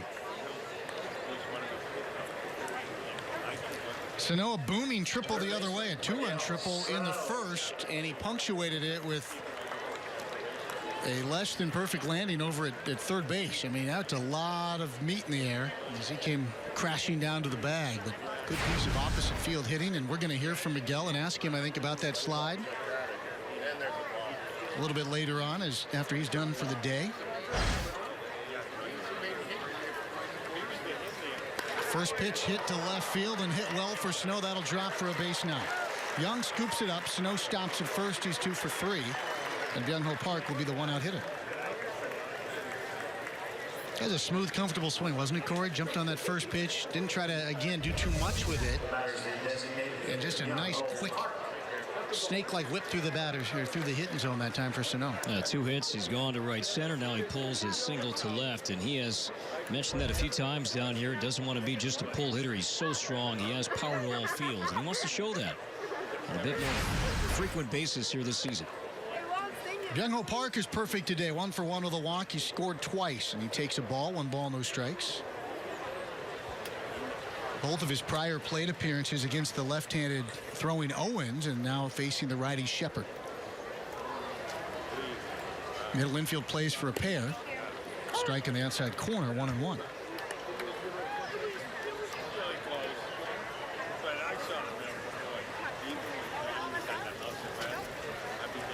Boston's lone trip to Minnesota comes early this year. They'll be at Target Field in May. As Park fouls one straight back, just missed it, 1-2. Now, we've talked a lot about the new ticket plan, $99, and you got ballpark access for those 30 games in April and May, and the Red Sox are part of that group. That's a weekend series, too. Red Sox at Target Field in early May, Friday, Saturday, Sunday, May 5th through the 7th. Fastball off the plate wide, 2-2. So the Indians early, a lot of divisional teams the month of April, especially Royals, White Sox, Tigers, Indians. Interleague play a part of that. Rockies come in mid-May. Mike Redmond, part of that crew on the bench. Check swing by Park. He did not go, and the count now full at 3-2. I did not see Ian Desmond being a first baseman. Not saying he won't do it well, because he was spectacular in the outfield last year with the Rangers, but I did not see that going the way it did. I'm not shocked with the team he ended up with, but where he's going to play, that caught me off guard. A quick study, though. We saw him adapt to the outfield with ease as Park piles this one high out of play, 3-2. And you mentioned Adam Jones earlier. Ian Desmond is a sharp guy. He gets it, and I think he's signed with a team that's got some quality young players and figured out where can I help, and there you go. That's a premium athlete over there at first base. One out here in the 4th. Twins lead 6-0. The pitch to Park swung on and missed. He struck him out. So Chandler Shepard picks up his 3rd strikeout. And it will be up to Drew Stubbs, who has already fanned twice today, trying to avoid the hat trick. We're asking Eric Nadel and some of the Rangers broadcasters during the season last year about Desmond looking ahead to the offseason and at 2017. Does he want to go back to short, where he played with Washington, or is he flourishing now as an outfielder? Is that where he's destined to play? And they all said right now he's focusing on the outfield. And if he was saying anything else, it was internal. Stubbs swings at the first pitch. He'll nubber down to first base. Grabbed there by Travis. He'll step on the base, and Chandler Shepard a tidy inning. The single from Sano, but nothing more in the home fourth. We've played 4. We'll catch up on that Ian Desmond story when we return to Fort Myers after this. 6-0 Twins on your home for Twins baseball. Can be found throughout the ballpark.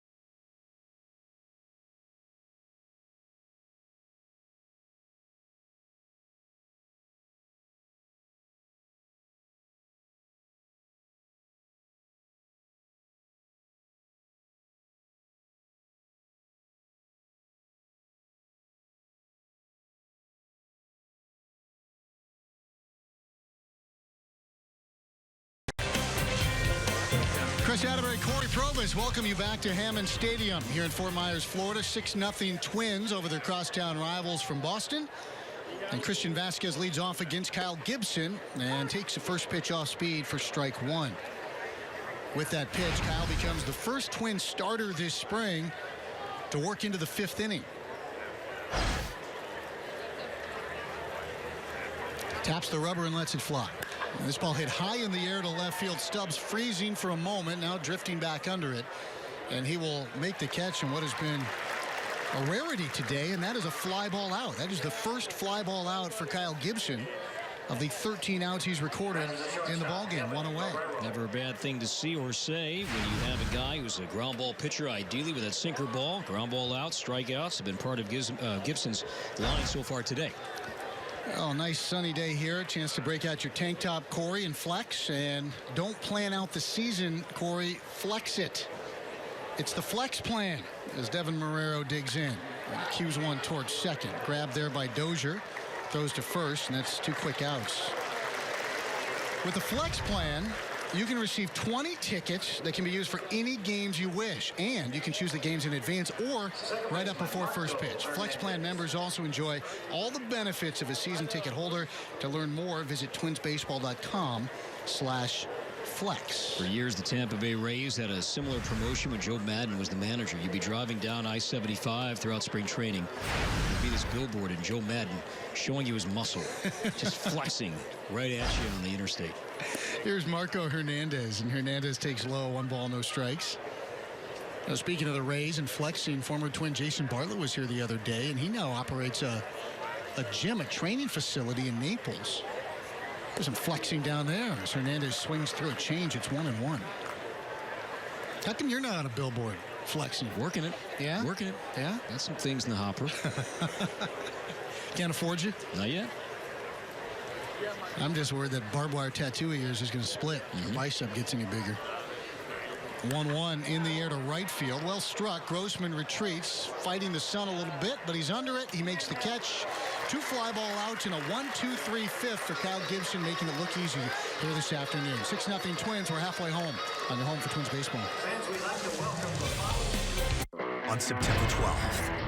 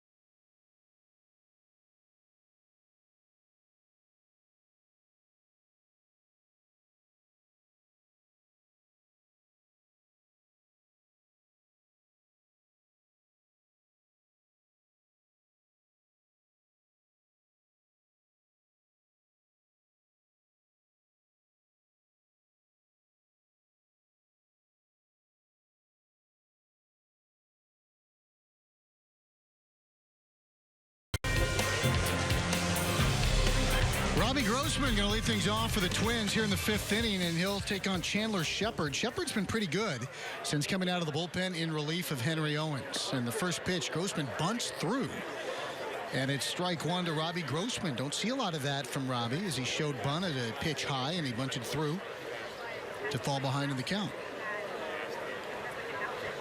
Grossman singled to chase Owens from the game in the 3rd, came around to score after nearly being picked off by Vasquez. The throw was dropped by Travis, the first baseman. Vasquez ate the error. Grossman would eventually come around to score in his own run. 4-run first, 2 more in the 3rd for Minnesota. Shepard delivers, and this one into the gap in left center field. No one's going to catch it. Bradley Jr. will watch it roll all the way to the wall. Grossman chugs into second base, a leadoff double for Robbie Grossman as he continues to vie for a spot on this roster. Second hit of the day for Robbie, and Jorge Polanco will be the batter. That is the shortstop, Jorge Polanco. Now, front offices will tell you they want tough decisions, and that's exactly what we could have over the next few weeks. And you may see some cuts start to happen here, Chris, in the coming days. You know, minor league games begin early to the middle part of next week, so cuts may begin. But it's going to be a tough call, and the roster right now at about 62, 63. You have to have 25 when you leave, so some games left down here, but there probably are going to be some tough calls as we move along. Jorge Polanco jumps on the first pitch and slices a ball into left center field. Grossman comes around third. He will score. Polanco headed for second with a slide, and Jorge Polanco replacing Robbie Grossman at second base. An RBI double, and it's 7-0 Twins. RBI doubles from both the left and right sides of the plate today for Jorge Polanco. And Jason Castro will bat, but not before Kipper is out to chat with Chandler Shepard. Yeah, Corey, you mentioned the first wave of cuts, and I don't think there's going to be any surprises in that first wave. You're just kind of trimming some of the non-roster fat as the games get going on the minor league side of the complex. Hey, you want guys to start playing. Guys who don't have a true chance right now to be in the big league club, go join their minor league teams and be everyday players. Instead of just getting an at-bat here and at-bat there, and start to work on your craft on a daily basis, get more of a routine once you begin games down the street. You know, I landed yesterday, came over to the ballpark, and the big club was over in Jupiter. And I thought, okay, check the minor league guys out. And it's not yet game time over there. It's just getting started. But all the minor league guys were running the hill. They were Perry's hot. Hill, huh? They were sweaty. They were scowling. And there were fans lined up literally just watching them do this intense cardio workout up and down the hill. Castro jumps on a first pitch, and that's a foul ball up the first base line. 0-1. I think second time through the order, the book kind of out on Chandler Shepard. He's going to be in the strike zone, and Twins hitters taking advantage of that. I thought I might see you over there running the hill. I do every other day. Polanco's at second. Twins lead 7-0 over the Red Sox. Swinging miss by Castro in the count 0-2.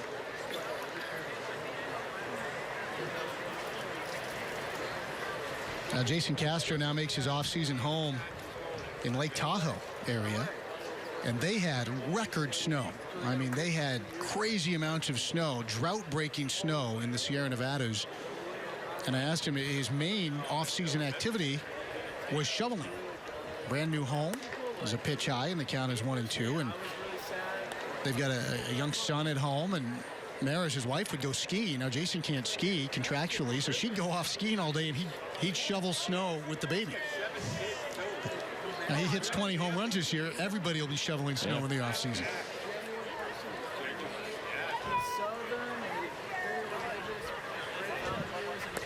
Takes a pitch low and in. 2-2.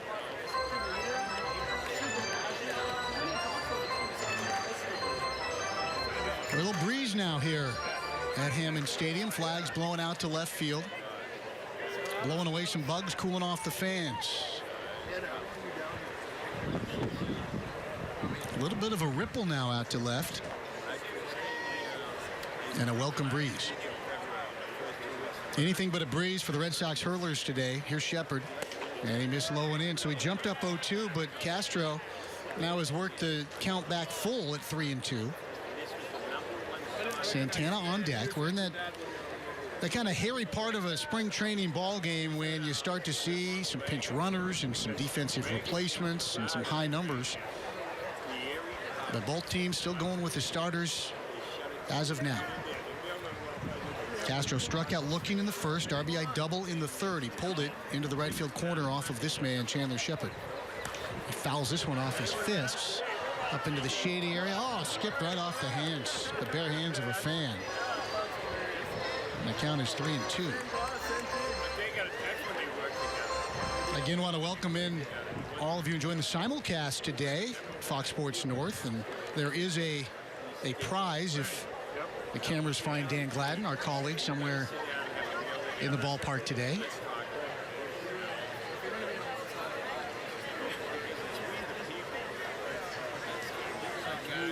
The pitch popped up foul again for Castro, another souvenir.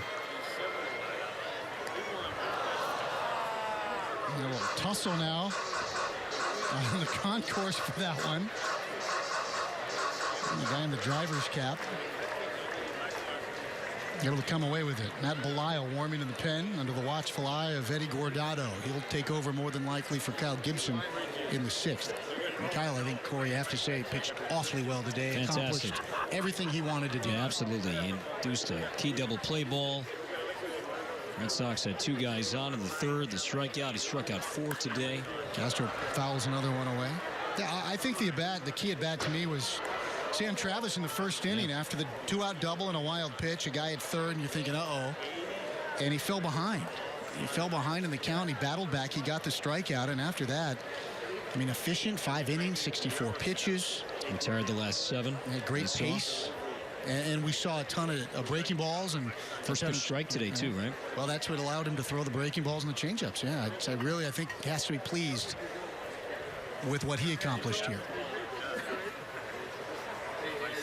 Another full count pitch from Shepard, and this one fouled away yet again. That one headed to the parking lot. Henry Owens, on the other hand, struggled today. He went just 2 1/3 for the Red Sox, gave up 4 in the first, charged with 2 more runs in the third inning, and he struggled with his command. He walked 4, and that has been the knock on Owens since being drafted in the first round. Very talented young man. drafted back in 2011. I want to get back to that 2011 draft a little bit. With these two teams facing as a called strike 3 on Castro. Castro thought he had himself a walk, but instead it's a strikeout for Shepard, first out of the inning, and we're going to have ourselves a pitching change. So Ruben Amaro Jr. is out. He signals to the Red Sox bullpen, and we'll get back to that when we return. We've played ourselves a little more than 4.5 innings. The Twins have a runner at second and 1 out in their half of the 5th. They lead 7-0, and they'll face their 3rd Boston pitcher of the afternoon when we return on your home for Twins baseball. Stop in and save big during Menards Made in the USA sale.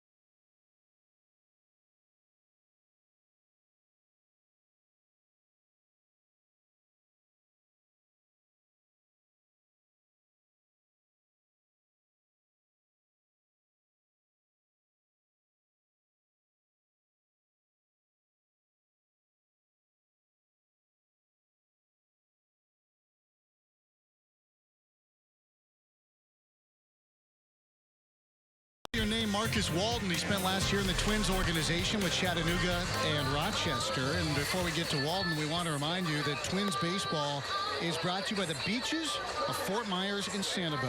Find your island, find warm white sand beaches, and find the moments that always end too soon, but become memories forever. Visit FortMyersSanibel.com. Why wouldn't you?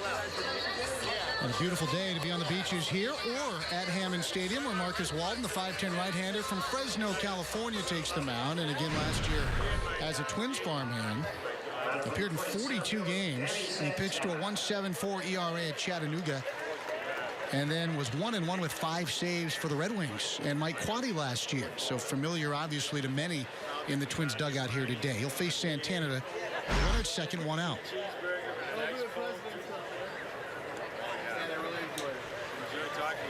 Danny walked in the second as a right-handed hitter, a single in the third as a left-handed hitter. He's left-handed here, and he takes a strike.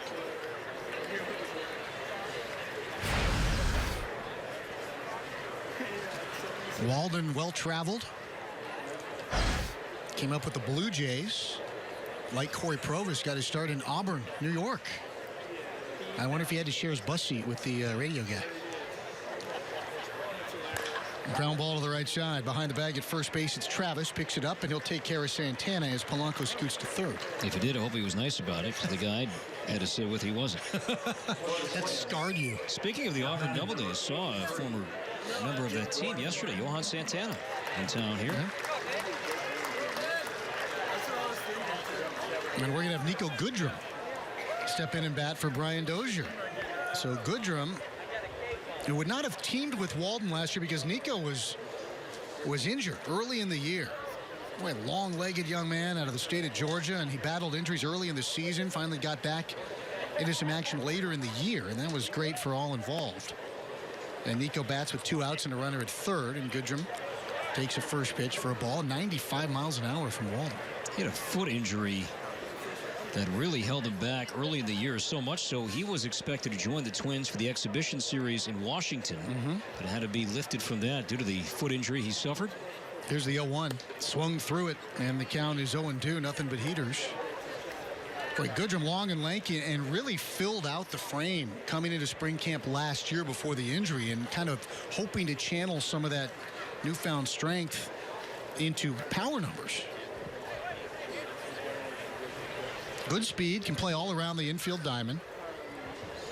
And he pops this one off his fist, a little bloop back to second base. Hernandez is there, and he'll make the catch and retire Goodrum and the Twins here in the 5th inning. We've played 5. It's all Minnesota. They make it 7-0 with a run in the 5th on your home for Twins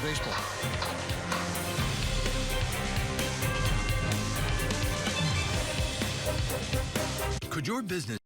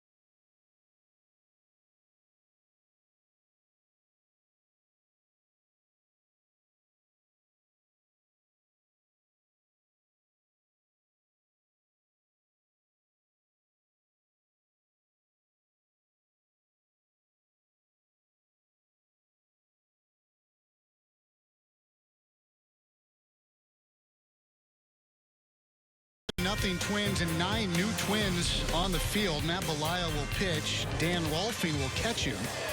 Daniel Polka's in left field. Zach Granite in center. J.B. Shuck is in right. Leonardo Reginato at third.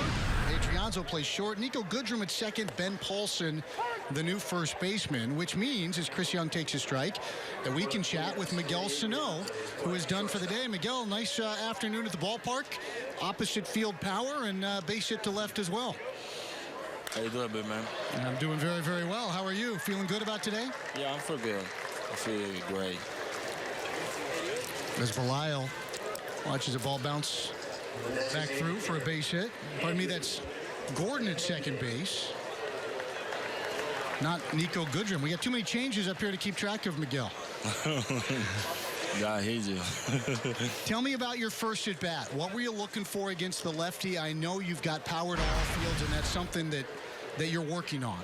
I'm doing all just what I've been working with Brody and Chad. Try to hit the ball more to a right field and center field, and try to get my hand more quick to the ball. So today, when my first at bat, I tried to put and play like what I worked yesterday. So I tried to hit the ball to a right field. Benintendi takes first pitch from Belisle for a strike, and now the 0-1, and he breaks his bat. Roller to first. Paulson goes to second for one. That's all they'll get. Hey, Miguel, let me ask you, going back to late last season, you mentioned going into the offseason, you wanted to come into camp in better shape. Did you hit those goals physically? Are you in better shape than you were at the end of last season? Yeah, I feel, better from the last year, because last year I got too many injuries, so I walk in my hamstring, my back, my elbow, my shoulder, I work in the little simple spot where I think what I can hurt this year. So I try to pull my body more stronger. Belisle now going to face Sam Travis with a runner at first and one out. Miguel Sano kind enough to join us from the Twins dugout as a breaking ball strike. And Miguel, I noticed between innings when you're not on deck or due to hit, you seem to spend a lot of time with Tony Oliva there at the end of the dugout. Is that by design? Yeah, I be with Tony a lot in the dugout, and he tried to help me. He tried to teach me about how I can hit the ball, see the breaking ball. He tried to give me like a little bit of experience they have. He played a lot of years in the big league.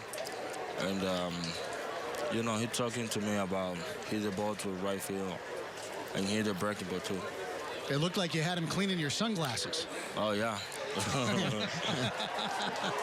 Foul ball here in the count is 0-2. Miguel Sano joins us from the Twins dugout. Hey, Miguel, just knowing that you're back at third base this season, where you've played a ton throughout your career, mentally, do you just feel better knowing that you're back at a position where you've played often throughout your career? When I started been playing shortstop, and after that, they moved it to third base. Last year, I played a little bit right field in third. Well, I feel really excited about the Twins giving me a chance, the opportunity they can be this year playing every day in the third base. It's a great moment. I need to take care of that and keep working really hard and do my job. With Kyle on the mound today, boy, a lot of work for an infielder, a lot of ground balls. He looked good from up here. How did he look from your position at third? He looks great. Kyle, he's ready for this season. He's a great pitcher, have a good sinker, and he throw a lot of good pitch today. He make a lot of out and a lot of grounded. Belisle in for Gibson now, and he misses inside. It's 1-2 to Travis. The Twins leading 7-0 with Miguel Sano done for the day. Joining us now from the Twins dugout. Belisle readies. And kind of a long set here from Matt. And the veteran offers. Swung on and missed. He struck him out. And down goes Travis. 2 away here in the 6th inning. Hey, Miguel, I think we're all curious come opening day what the Twins lineup will look like. But with the season that Brian Dozier had last year, would you like that body and those numbers in front of you to offer protection for you to have Brian Dozier bat in front of you? Could you see that happening a bit this year? I see Brian Dozier. He let a lot of ball last year. I think he can be a leadoff guy. I was second, me in third. Well, for this year, I think so Biden, he can be a little off. Dodger second, maybe Mauer second, the lineup, and Dodger third, Mal fourth. But, you know, he put a lot of good numbers last year. I hope so this year he put better numbers. And me too, and everybody, and play different game from last year. What about you batting leadoff? Would you like that chance? I like leadoff. Yeah. I don't think I'm a good leadoff. I can take a lot of walk too. I have to ask you, Dominican Republic, USA, in the World Baseball Classic, you going to be watching that? Yeah. I got a pretty good idea who you're rooting for. Who? I'm thinking you're going with your home country. Yeah. Would you like to play for that team one day? Yeah, I want to play for another 4 years. I want to play in the World Classic. It's fun to play there. I think they'd be happy. See a lot of people like have fun. Puerto Rico last night and play great game. Yeah, how about that? Did you see that coming? The whipping they put on Venezuela? Yeah, knockout from Venezuela. I probably the twin they probably send Rudy Fernandez to Mexico to help Venezuela team. Ground ball foul. Oh, you can get it, Miguel. Oh, too far from me. Ball and 2 strikes here to Jackie Bradley Jr. And what is it like? I know people wonder, okay, you had your 3 at-bats. What is the rest of your workday like now? Will you have a workout after the ball game, or did you get all that done for the day and you're just going to shower up and call it an afternoon? No, I'm going to go run a little bit. I'll go run the base, or maybe football pass with Bigote. A football pass, huh? Yeah. Yeah? Are you the passer, or are you the big tight end going across the middle? I like to get touchdown all the time. I'm not the big guy, fast runner. Belial misses down into the dirt, and Rolfing can't find it. The ball bounces all the way to the backstop, and Benintendi goes down to second base. All right, let me ask you a question. Yeah. Who do you think they win the World Classic? Who's going to win it? Who's going to win it? Well, the Dominican won it. The Dominican team won it in 2013. And I think that lineup is awfully, awfully good. I mean, that's a good-looking team. What do you think about USA? I don't know about the pitching. Did the pitching hold up? I don't know if they have the depth on the mound. You think Venezuela can win today? Well, they lost. They had King Felix yesterday, right? Yeah. Yeah, they got beat up by maybe Puerto Brody Rico. go to Mexico and teach Cabrera and those guys. Yeah. Hitting. Yeah, they don't hit her last night. Yeah. Corey's going Israel. He's going Team Israel. Yeah, they're pretty good. He's all about Team Israel. I'm pretty good. You know who I got in the dugout? Borrego. The big guy. He's on my first manager in GCL. Is that right? And that was right here, wasn't it? Yeah. When he play baseball, he's good as shortstop. Let me ask you this. Let's say Puerto Rico ends up facing the Dominican in the final. Is there going to be a lot of trash talk between you and your teammates over the course of the year based on the outcome? Say that again? If Puerto Rico ends up facing the Dominican Republic in the final, how much trash talk will go on between you and some of your teammates from Puerto Rico about the result of that game? You know, the people from Puerto Rico, they want the Puerto Rico winning. But I think Puerto Rico don't have a chance with Dominican in the World Classic. You got the lucky plantain, right? Yeah, you see the plantain? Yeah. You see now Puerto Rico, everybody's got gel hair. Yeah, how about that hairstyle, huh? Ugly. Miguel Sano, always candid. Talking hairstyles from the Twins dugout as Bradley Jr. takes a walk from Belial, allowing us to chat with Miguel a little bit longer. You don't like the hairstyle? No, I like it. Yeah? I get in the off season in December, I get my hair like that. Yeah, what's your hair like now? You got a different hairstyle right now. Tell us about your hair. Beautiful hair, big puppy lucky. Lucky. How would you describe it for our radio listeners? How would you describe your look right now? My look, beautiful. Yeah, you got a couple different colors working in there. Yeah. I got jello. I got brown. I got purple. I got everything.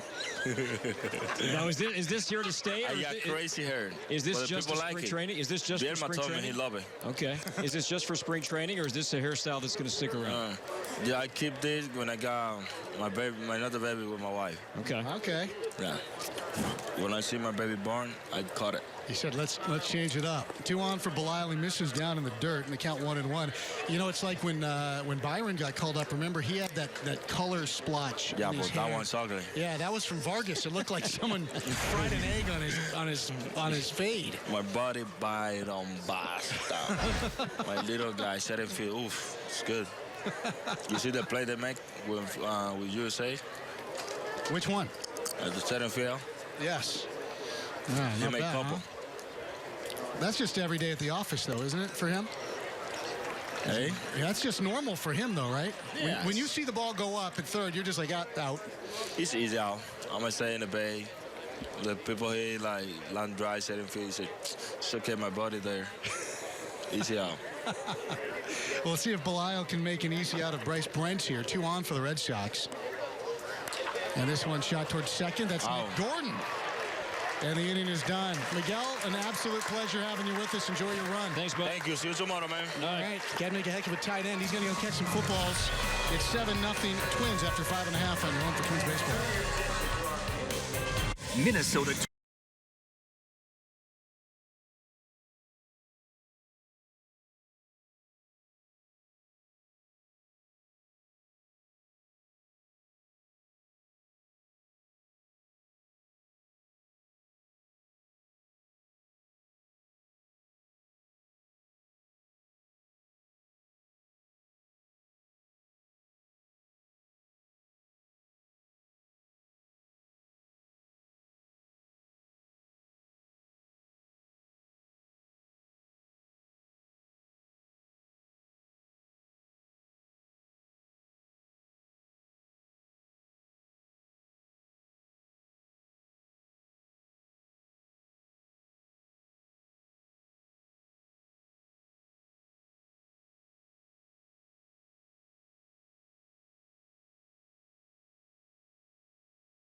By Toyota.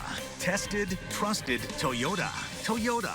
Let's go places. At Farmers, we've seen almost everything, so we know how to cover almost anything. Even a chauffeur, Terry.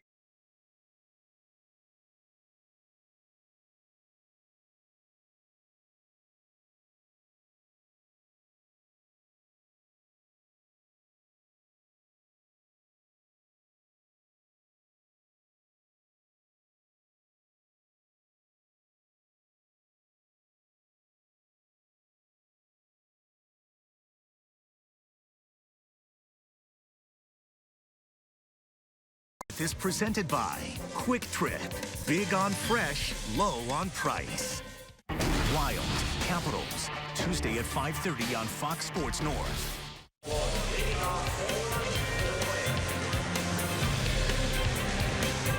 Chris Atterbury, Corey Provis welcoming you back to Fort Myers, Florida. It's the top of the 6th inning. Marcus Walden is back atop the mound after getting the last 2 outs in the 5th. He'll face Ben Paulson here, batting in lieu of Joe Mauer. And a big thank you to Miguel Sano. Still laughing. There's a strike called and the count is 0-1. That could be a whole segment if you wanted to do hairstyles with Miguel Sano. He had some opinions. He had some terminology, some jargon. And, boy, always candid and a whole lot of fun to have him on with us. Paulson taps one to the right side. Big lumberjack swing picked up at first by Brent, and he'll retire Paulson, and there's one away. Defensive changes for the Red Sox. Brian Bogasevic getting out. We've got all sorts of changes for both clubs. It's going to be Reginado batting in the spot formerly occupied by Sano. And the Red Sox have made some changes. Well, I know Bogasevic is now in left field. Brian Bogasevic replacing Chris Young, and we'll fill you in on the rest of them as they come into play. The first baseman who made that play is Ryan Court. Who made that play at first. I don't know if you're listening. Sam Travis made that play at first. Ryan Court? Ryan Court. All right. We'll make sure Ryan gets his due. He made a nice play as Reginado, the Brazilian, swings through, and the count is 0-1. Still Marco Hernandez at second base. Still Vasquez catching and efforting the other changes, but they have been made. 7-0 Twins. We are in the 6th. Walden pumps that front leg. Kind of a compact delivery. Off the outside corner, 1-1.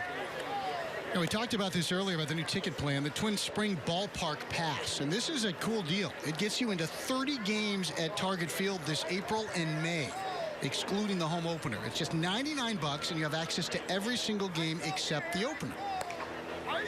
Strike called 1 and 2. Now, do the math that you could play just over $3 a game if you went to all of them. 30 games for under $100. The offer is good until April 4th through the MLB Ballpark app on your mobile device. And for those on TV, you can see the logos, but the teams that will be in town over the course of those 2 months, that's some good competition. Everybody in the division, the Red Sox, the Rockies, the Astros, going to be a strong club. They'll be in town. And you have ballpark access. You can kind of wander around and find a place to park it for an inning here and an inning there. And I think it is something that could make for a whole lot of fun. You ought to check it out. 2-2 to Reginato.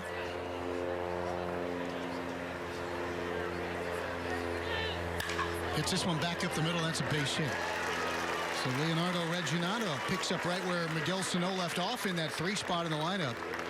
11th hit for the Twins today. And now For the Twins. for the Minnesota Twins, it's going to be Matt Haig. Rusney Castillo is in center.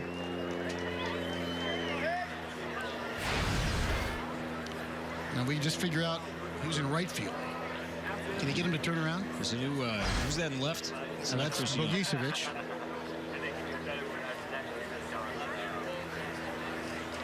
The hitter is Haig.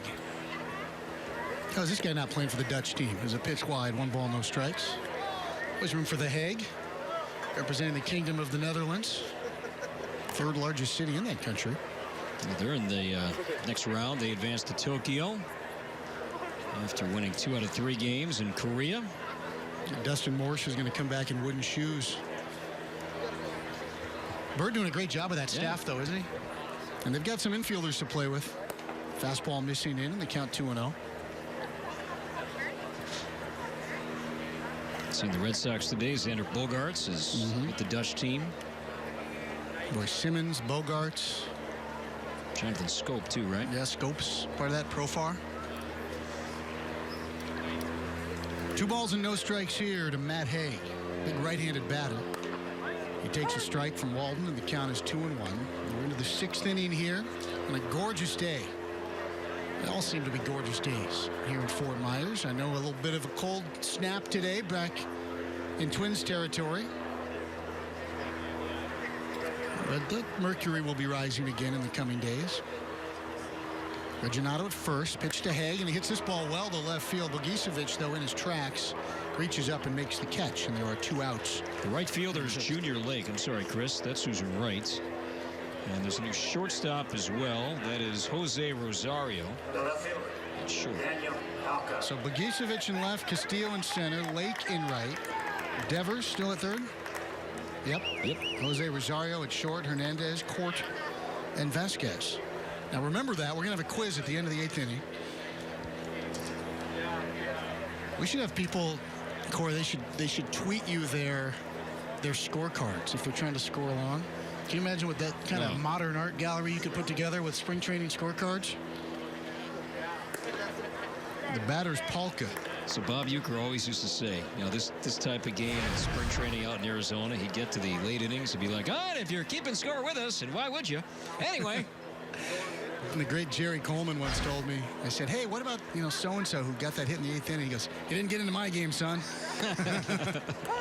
Strike called 1-1, and I was startled, as a young guy. And he goes, if his parents want to see him play, they can come. The Colonel. It's like, all right, Jerry, I'm not arguing with you. 2 outs and a runner at first. Polka, powerful young man. Chance to talk with him before the ball game. Swings through, and the count is 1-2. These 2 were teammates last year, Polka and Walden. Much power on power. Not for Zach Granite, Daniel Polka in the running for the Twins minor league player of the year last year. He can chase some balls over the fence, and when you stand next to him, you see why. He is sturdy. The pitch taken just off the plate, and the count 2-2. 6 added to the 40-man roster this offseason. Spent that offseason in Atlanta working out at his alma mater, Georgia Tech. He said not only former Tech players, but just there's so much talent that's come from Georgia and kind of Atlanta, the epicenter. About 30 big leaguers and guys from the high minors working out together on a regular basis. Great environment. There's a ball low. It's 3-2.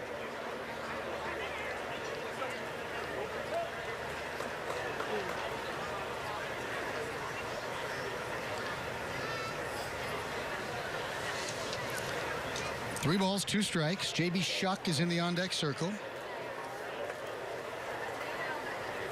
Reginado off the bag at first, infield deep. And the ball pulled into the teeth of that infield, but foul as Court came on to knock it down. Boy, that Ryan Court's made an impression. That's why we had to get his name right. I mean, he's been making plays. You know, Polka last year caught everyone's attention. He came over from the minor league side, made a road trip. Maybe Port Charlotte or Sarasota, went up and hit 2 home runs. That's one way to get the folks on this side of the complex to remember your name. And lo and behold, he was invited back to make another road trip after that performance and homered again.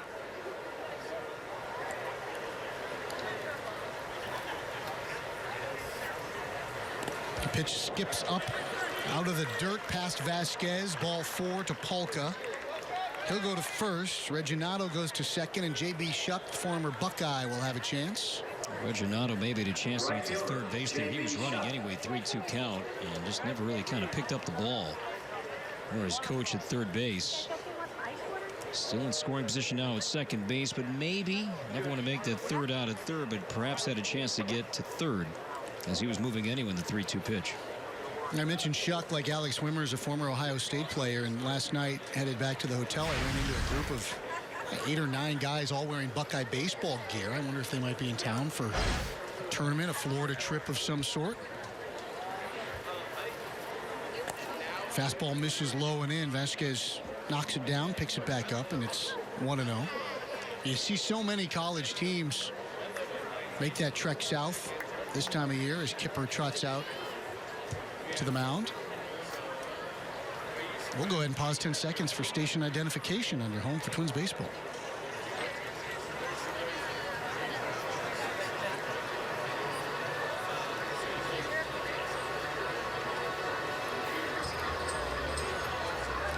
That's a spring training idea. That's maybe a little late, a little early, not quite in the zone yet. You're trying to hone it in for the regular season. As Kipper is done chatting with Walden, and now it'll be Shuck with 2 on and 2 out.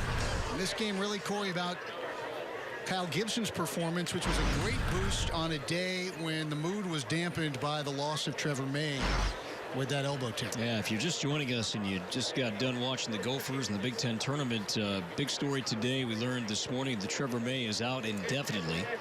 A torn ligament in his right elbow. Ball 1 or ball 2, I should say, to Shuck, who checked his swing. We'll seek a second opinion, but he is out indefinitely, and that's tough news to see and hear. And spoke with Trevor a bit in the clubhouse this morning, and yeah, he's upset. He's frustrated. He put a lot of work in. He was in great shape, pitching well down here, trying to win a spot back in the rotation, but he is sidelined indefinitely now.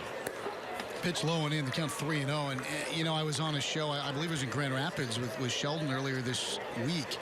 And he asked me, who you think, breakout guy? Who's poised for a year? And I said, I really think Trevor May is ready to not just take the 5th spot.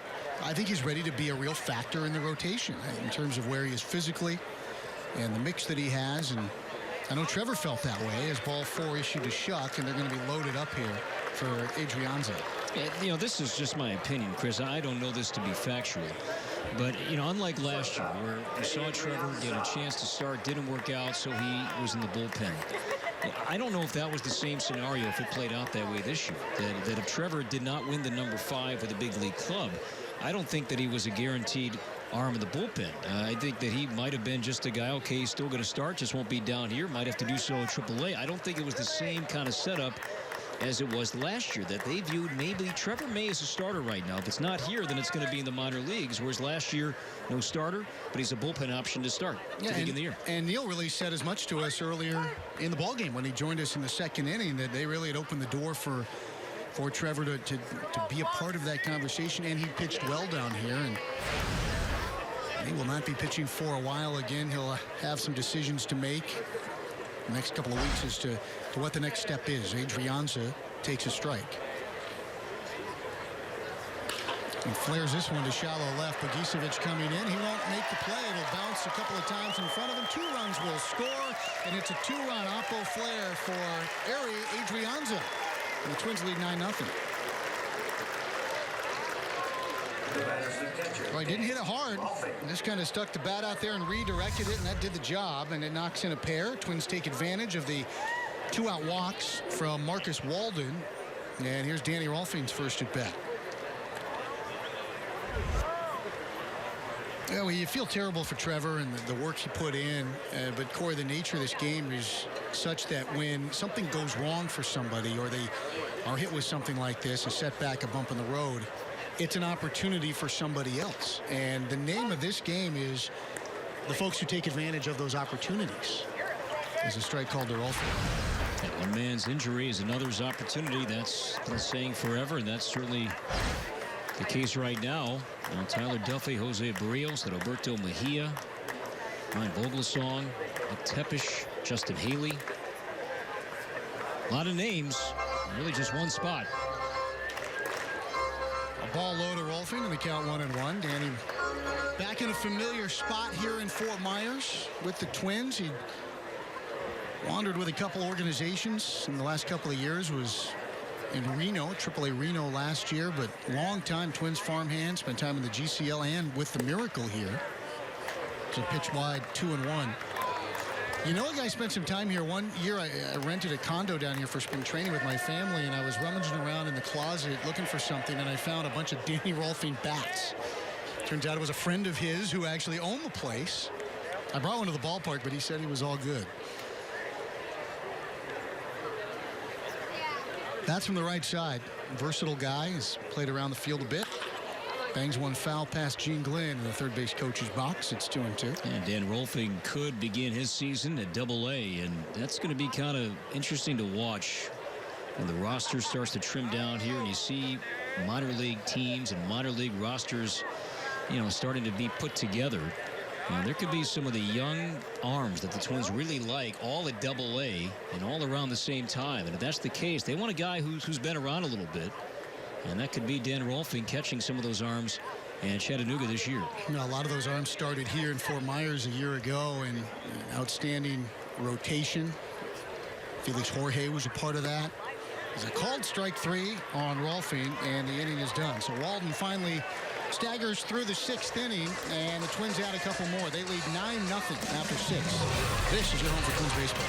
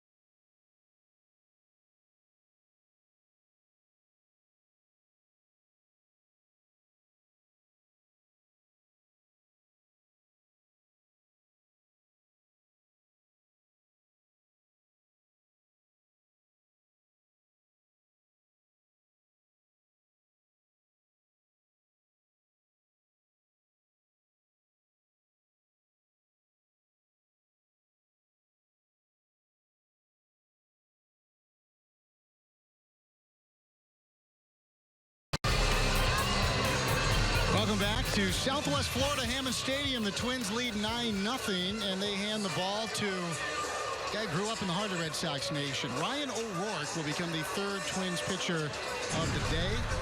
And if he doesn't get distracted by the Tom Brady jersey behind home plate, should have a good afternoon. To tell you about it, here's Corey. Hi, Chris. The Worcester, Mass native Ryan O'Rourke is on to work the 7th inning. Ryan so far down here has logged 4 1/3 innings, 4 runs. 3 of the 4 came in 1 outing. So the one lackluster showing. Outside of that, he's been really good. He has allowed 3 home runs, though, and 2 of those came in that one poor start, or poor outing, I should say, against the Orioles in Sarasota on March 2nd. And he will face Rafael Devers. And then Christian Vasquez due up second, followed by the shortstop, Jose Rosario. Twins lead 9-0, scored 4 in the first inning. Sano 2-run triple, Byung-ho Park run-scoring double, Jorge Polanco RBI double. Lefty to lefty, and this has been O'Rourke's specialty. Strike called the fastball on Devers, nothing yet one. So much so lefties in O'Rourke's career are hitting a very low percentage. We're talking in the low 100s off the lefty O'Rourke as he spikes one in the dirt. 1 ball, 1 strike, a 134 average lifetime lefties against O'Rourke. Yeah, and that's his meal ticket. And there's a lot of competition in that bullpen, Corey. It's wide open. And O'Rourke, you've got Bo Shears. You got Breslow from the left side, a non-roster invitee. Taylor Rogers, a lefty who I think is more than a specialist at this stage of his career for the Twins. Swing and a miss. A ball and 2 strikes. And a high fastball to Devers, who's 1 for 2 today. Ryan, big kid, 6'3", 228.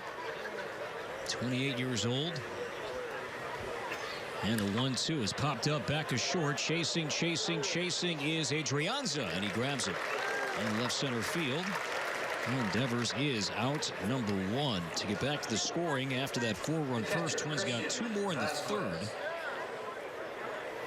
Byung-ho Park scored on an error by the first baseman, Sam Travis, a throwing error, really a catching error.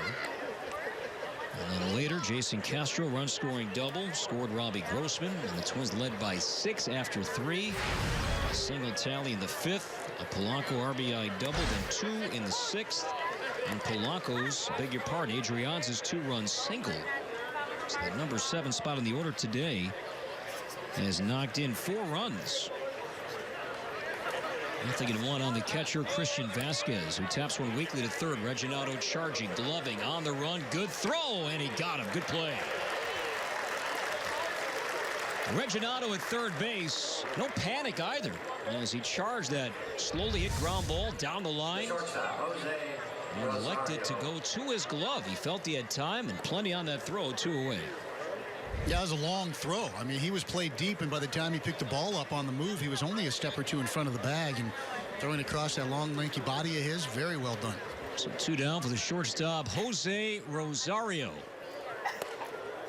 Strike called at the knees. A fastball from O'Rourke at 91 miles per hour. Ryan began last season with AAA. Swing and a miss. Another fastball. By the bat of Rosario, nothing in 2. Velocity the same, low 90s. O'Rourke's hit all the bumps on the way up, and he likes to boast that he was one of the last remaining Beloit snappers in the Twins organization. In fact, he was given a Beloit Snappers Ryan O'Rourke bobblehead when he appeared at their hot stove event a couple of years ago. He was with Beloit 2011, parts of 2012. And as he was talking about it, Michael Tonkin was a little upset. He said, I probably spent more time in Beloit than anybody in the history of the Twins organization. Nearly 2 full years, and I didn't get invited back to the hot stove event. Ryan O'Rourke is on the roster. And here's the pitch, bounce foul. At the plate, got a piece of the catcher, Dan Rolfing. And O'Rourke in his big league career has 54 appearances, doesn't have a win, but he nearly had his first win early last year, that marathon game on that Sunday afternoon in D.C. He nearly had his first hit that day, too. Yeah, he had that at bat. It was on April 24th. His first major league at bat. Twins lost that game in 16 innings.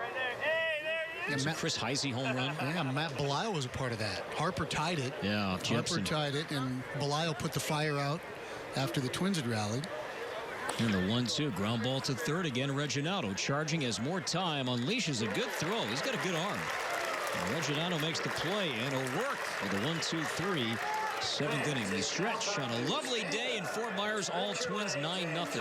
You're listening to Twins Baseball. Take me out.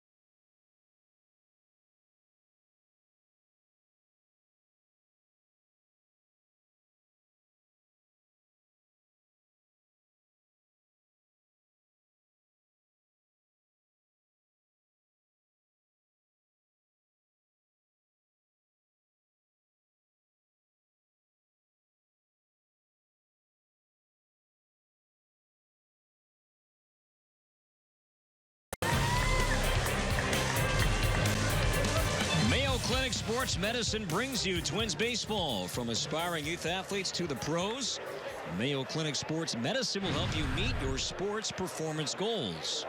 Call today to make your appointment at Mayo Clinic Square in Minneapolis. Bottom 7, Twins 9, Red Sox nothing. New pitcher, right-hander Ben Taylor, 24 years old, from Montgomery, Alabama. Zach Granite, his first at bat today, takes ball 1 low, and the next pitch, a slicing liner near left, near the line, running and chasing and catching is Brian Bogusevic. A basket catch off the left field line takes away that slicing drive from Zach Granite, and that is out number 1 in the 7th inning. Nick Gordon. That's kind of Zach Granite's game. I mean, he's a guy who's going to use the entire ballpark and the inside-out swing there, and if he can get balls in the gaps, he has the wheels to really cause some problems for the opposition. A dynamite year last year in Chattanooga, stole over 50 bases. There's Nick Gordon. He stares at a strike called. Nick, only 21 years old, 5th overall pick back in 2014, played here last year. At Fort Myers, OBP around 330, 335. And the 0-1 pitch is lifted foul. Yesterday, a big day for Nick and the Gordon family, as he and Dee played in the same game over in Jupiter. And Nick wasn't in the game until late, when I think Paul kind of looked around and realized how unique that situation would be. And it turns out Dee actually missed it. He was back in the clubhouse when his brother came in for an at-bat. Pitch is outside, ball 1. It's like Ryan Presley warming up. He will have the 8th inning. Twins lead 9-0.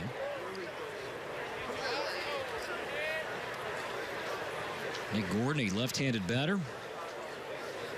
And the 1-2 is tapped foul off his foot. You know, I met Nick at Twins Fest back in January. I didn't realize how big he is. He's rangy. He's, you know, you think about his brother, and his brother is not the strongest guy, can fly. But Nick is strong. I mean, 6 feet and a hearty 175 is what he's listed at. Now, you look up at a lot of these guys, though, so that's... Yeah, that's true. I mean, Aaron Slegers, that's a whole different conversation. If you stood on my shoulders, you think you'd be looking eye to eye with Slegers? No. Zach Granite's your guy. Yep. That's what I'm pulling for. 2 balls and 2 strikes. Twins lead 9-0 here in the 7th. Paulson on deck. Fastball low.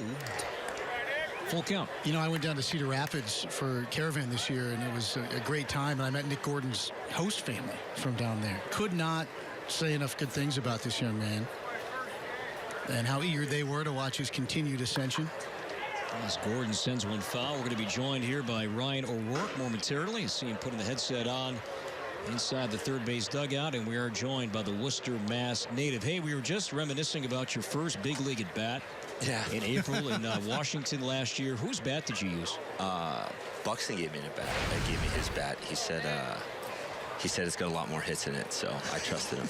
You almost legged it out. I know. You know, I think someone timed me online. I had like a 4.23 down the line. I was pretty proud of that. All right, so what does Buxton do then? If that's 4.23, what does Byron shoot for? See, I asked him, and he said he was. I was like, "What's fast?" He's like, "Well, I'm like a 3.38, 3.9." I'm like, "Well, I'm not that far behind." That's not too bad. No, I'm pretty proud. It's not bad. I was concerned for you today because there was again a Tom Brady jersey behind home plate for a while. I thought you might be distracted. Yeah, that's you know, he probably gave me some inspiration. I saw the 1-2, and I knew what I needed to do. Popped up into shallow center field. This is playable and caught by Rusney Castillo. 2 outs. Here you are back at big league camp. And do you have the impression that spots are there for the taking of the bullpen? Yeah, I mean, I came into camp like it's you know, there's spots available. There's lefty spots available. There's spots everywhere. So I come in here thinking that, you know, I got to come here, compete, win a spot, and you know, the rest will take care of itself. Ryan, what did you do this offseason? Because you are in phenomenal shape, I think, coming into camp this year. I actually found a new trainer this year up in Worcester, Mass at Kinetics Fitness, and DJ Reed's been incredible. I mean, we actually didn't lift as much and kind of ran a little bit more and got my body moving a little better, and I've just seen great results so far. Ben Paulson is the batter. Ryan O'Rourke is joining us. And if Ryan is so kind, he can maybe stick around for the top half of the 8th inning as well. The 0-1. Paulson rips one on a line to right. Twisting, turning is low. I beg your pardon. That's Junior Lake. And he will make the catch. And with that, the inning is over. Can you stick around? Sure thing. I mean, whatever you need. All right, thanks, pal. All right, Ryan O'Rourke continues our conversation when we come back. It's 1, 2, 3, 7. 9-0 Twins on your home for Twins baseball.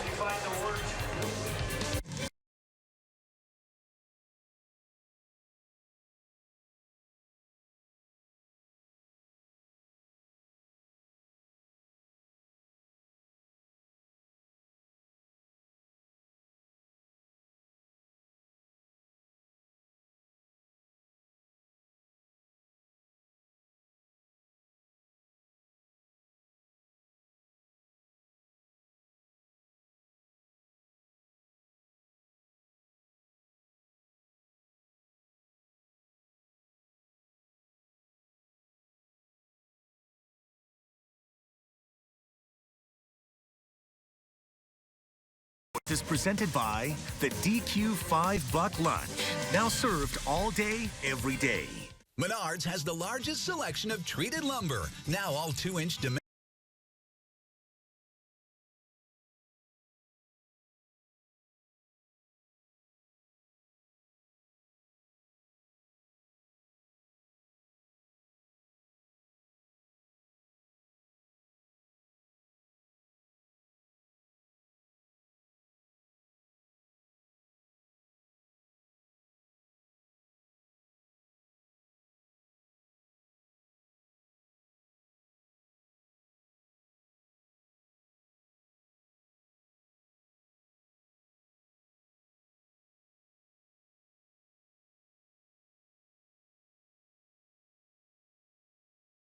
Fox Sports North is presented by Explore Minnesota. Big things are happening. Don't miss a second. Only in Minnesota. Twins Spring Training Baseball. Tomorrow at noon on Fox Sports North.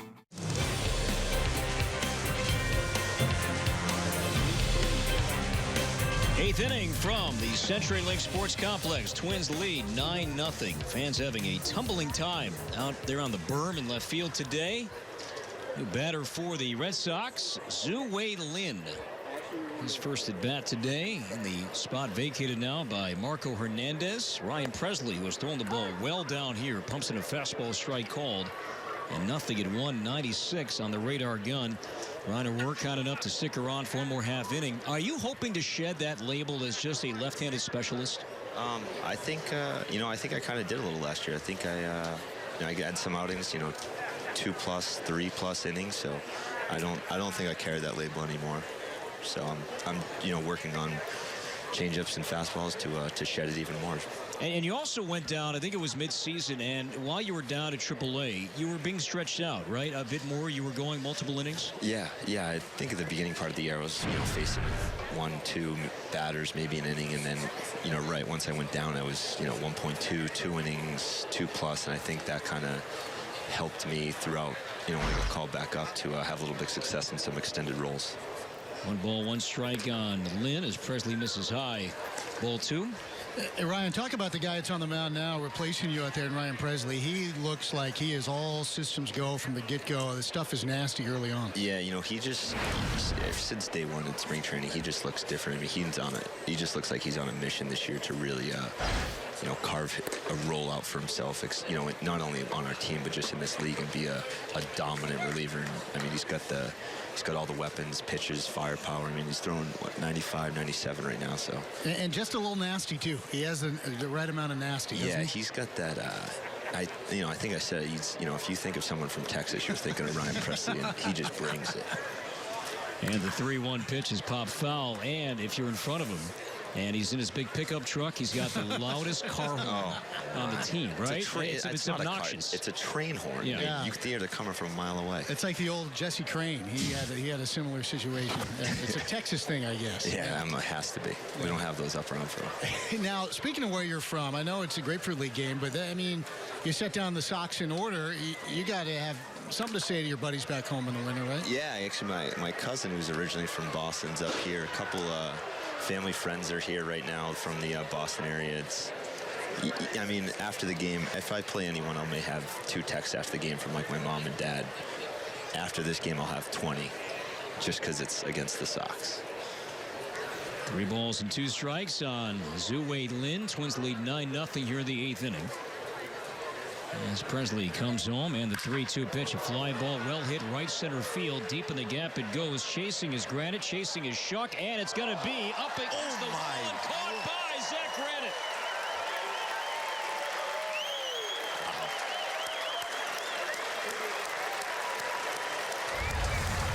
Those Northeast guys. I mean, don't sleep on us.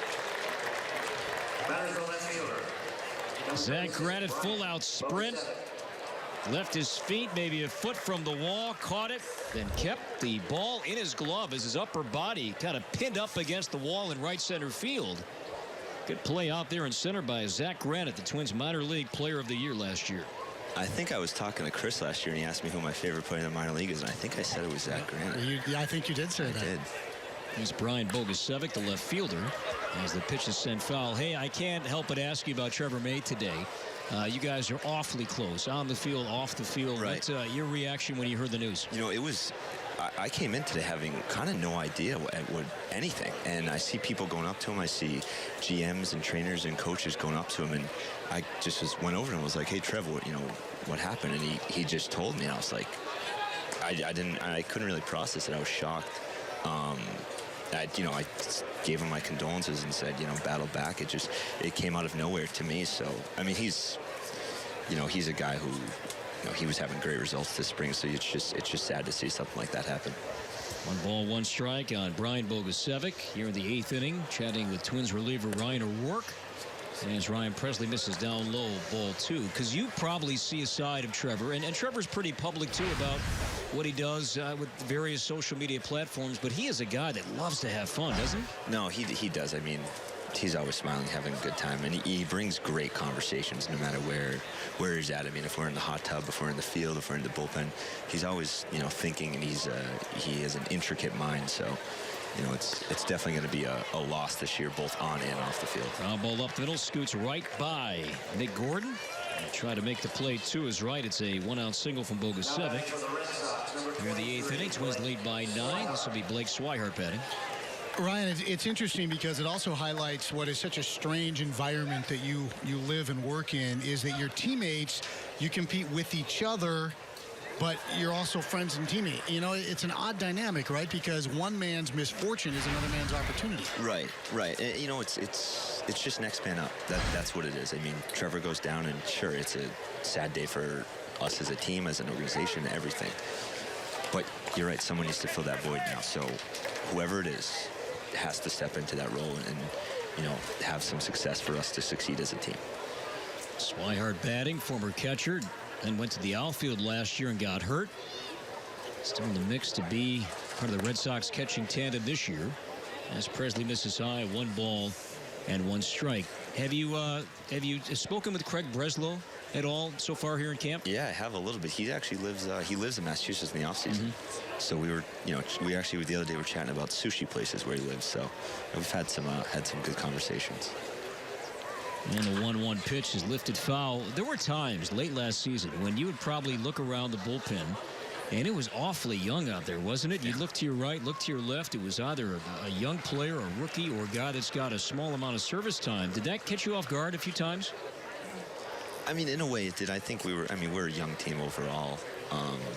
And we were definitely a young bullpen last year, but you know, I think we were all kind of learning together, you know, how to pitch in the big leagues, how to establish yourself. And I think you're right, it created times when our youth showed on the field, but then there were some times when, you know, we were kind of young, dumb, and hungry, and we went out there and just throw the ball, and it worked out our way. So we were all learning together, and yeah, I created some great bonds last year with guys like Chagwan, Wimmers, and Tonkin. You know, everyone just kind of coming together, hoping for success together. Swihart jammed. He pops out weakly to short, so 2 down for the first baseman, Ryan Court. Twins lead 9-0 here in the 8th inning.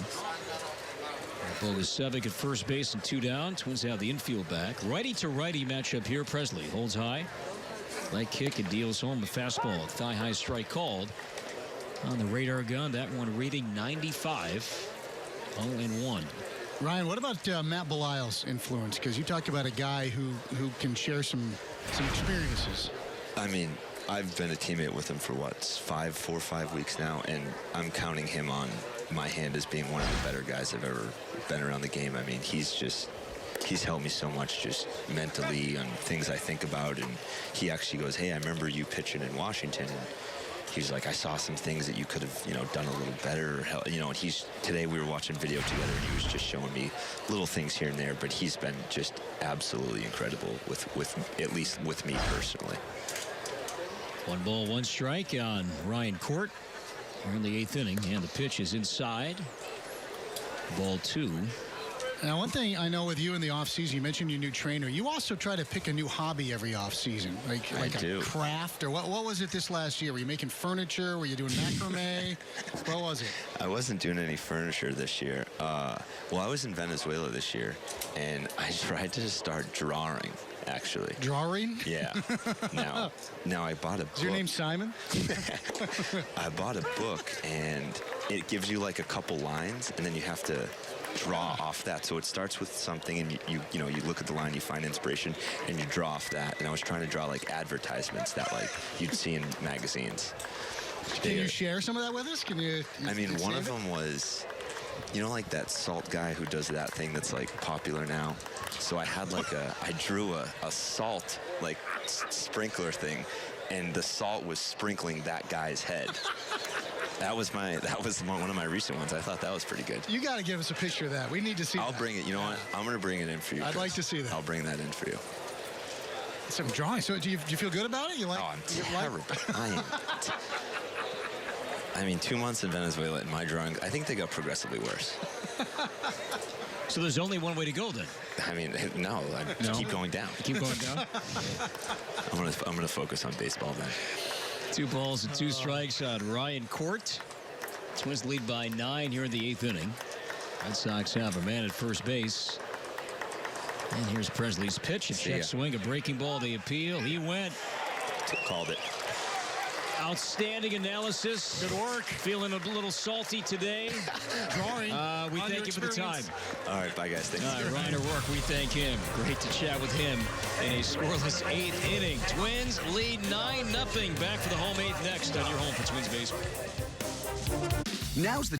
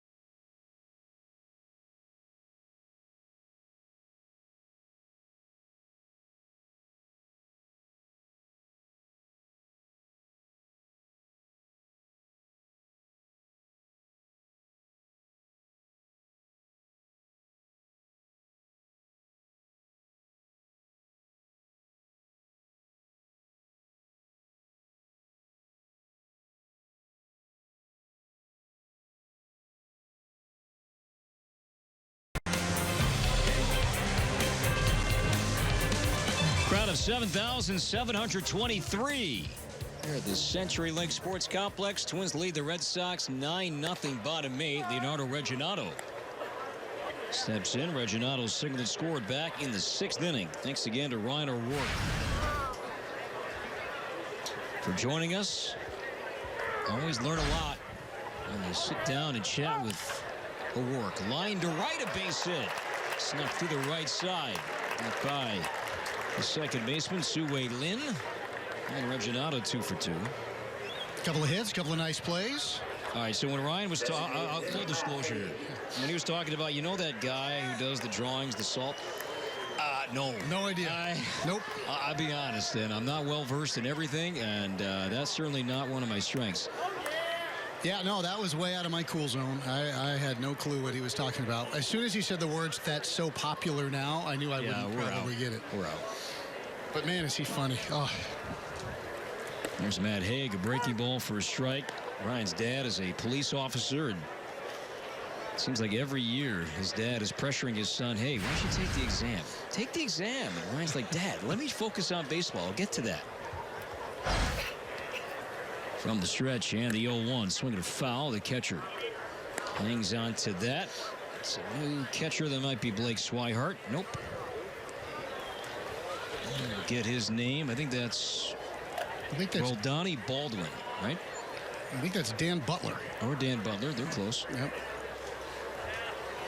And here's the pitch. Pop foul right side. Yeah, I wasn't teasing about the furniture either. He picks a hobby. Like he was making like footrests the year before, and always tries to do one thing. He says new, learn something new every offseason, which I think is admirable. Reginato at first base. Twins 9 runs on 13 hits. And the 0-2 foul back. And Haig could be an option to play third base at Rochester this year. Polka on deck. Twins have a split squad game themselves tomorrow. The home game here, which we'll have for you on radio and television. And the 0-2, and Haig got hit on his left hand, left forearm. And that one stings. He drops the bat. Fastball up and in at 94. And he's going to take off the ankle guard and take his base, but that one stings. I like this matchup here coming up, Corey. Polka and Taylor. This is a power-on-power matchup. Two guys who probably saw each other in the minor leagues at some point. And well, I'd like to see Taylor fill the zone up with one of those upper 90s fastballs and see how far Polka can maybe hit one. Maybe on the top of his left hand is where he got plunked. He's going to stay in this game. Well, we'll see if Polka can add to the lead right now.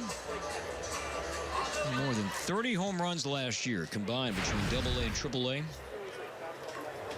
Polka walked and scored a run in the 6th inning.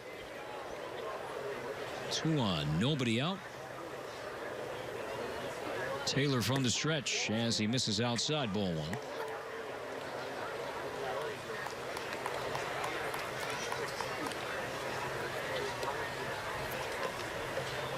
Looks like Buddy Bouchiers is warming up. Down the left field line, and the 1-0 is on the corner for a strike. We talked with Neil Allen about he likes seeing Duffy and Mejia, for instance, on the same day. And that happened yesterday and has happened a couple of times. And I think the same is true for like a Bouchiers and O'Rourke. He kind of wants to see them both fresh. And the 1-1 had the plate missed low. And there is ball 2. But anyway, getting back to tomorrow's schedule, the home game here, Chris and Danny will have the call for you. Phil Hughes will start opposite Dylan Bundy here tomorrow. Good matchup. Yeah, Bundy was a good story last year. And the 2-1 pitch, swing and a miss, high strike, and Polka chased. Now the road game, and Paul Molitor is going to go on the road trip tomorrow.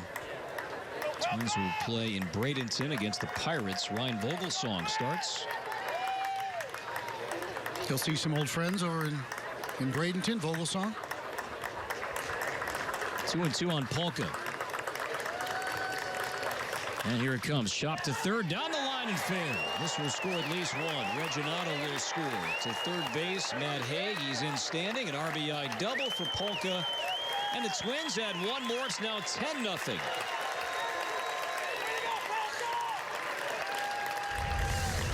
Another extra base hit. Batters the right fielder, J.B. Shuck. Nice piece of hitting, too. The third baseman was just giving Polka so much room down the left field line. And he did not miss his chance. J.B. Shuck walked his first time. Infield back, second and third, nobody out. Red Sox bullpen for now is quiet. Here comes Ben Taylor. And this one's lined to right, down the line, fair ball.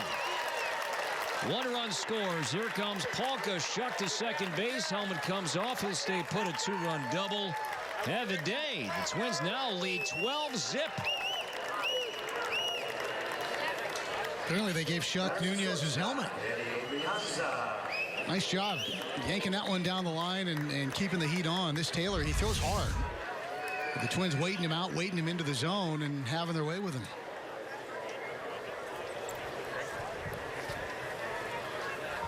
Twins now with 8 extra base hits today. And the pitching coach, the acting pitching coach, the Pawtucket pitching coach, Bob Kipper, he has been busy today. He's out again. I mentioned earlier I'd seen a bunch of guys in Ohio State baseball gear. Thought maybe it was the J.B. Shuck fan club, but it is, in fact, the Buckeyes in town to play for the Gulf Coast. So Shuck is here. Wimmers is here. You guys saw Fryer the other day. Eric was in town with his club.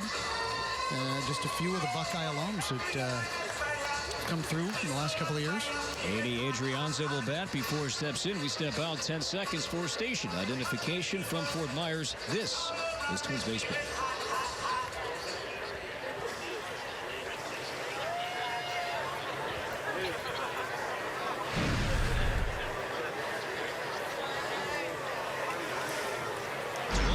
On 15 hits, Adrianza.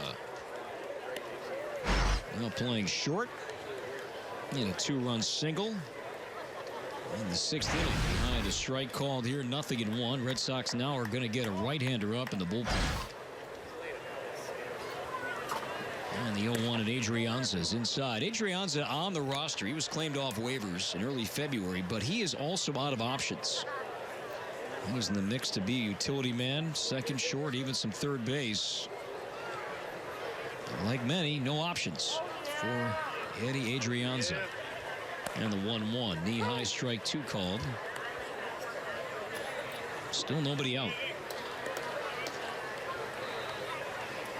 You'll have some days down here like this on both sides. Twins were blown out not too long ago against Tampa Bay. And today the Twins are blowing out the split squad Red Sox team. And the 1-2 got him. Strike 3 swinging. Adrianza is gone. And here's the first out. This reminder, MLB.TV Premium is back and better than ever. Watch every out-of-the-market regular season game live on over 400 supported devices. Plus, enjoy almost 300 spring training games. Blackout and other restrictions apply. Visit MLB.TV for details. One away for Dan Rolfing. Shuck at second base.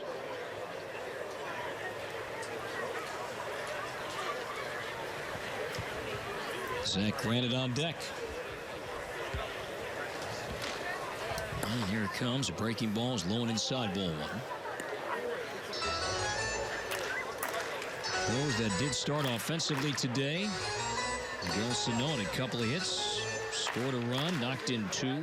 Byung-Ho Park continues to have a nice spring. He was on base 2 more times. Knocked in a run, scored twice. And the 1-0 pitch fouled back. Bobby Grossman, a couple of hits. He scored 2 runs. Jorge Polanco had 2 doubles. He knocked in 2.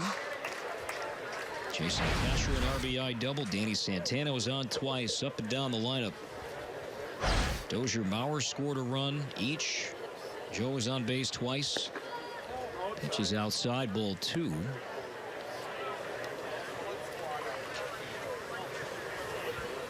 Kyle Gibson started 5 innings, no runs, 4 hits. He struck out 4.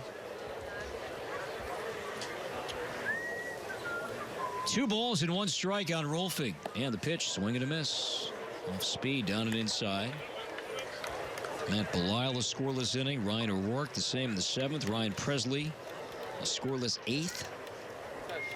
And looks like it will be Bo Shears to pitch the 9th. Always nice to see Mitch Hested from the Twins PR department. Wife, family here on this lovely weekend. The 2-2 is outside, ball 3. Mitch is running the show right now while Dustin Morse is taking care of the PR for the Dutch team of the WBC.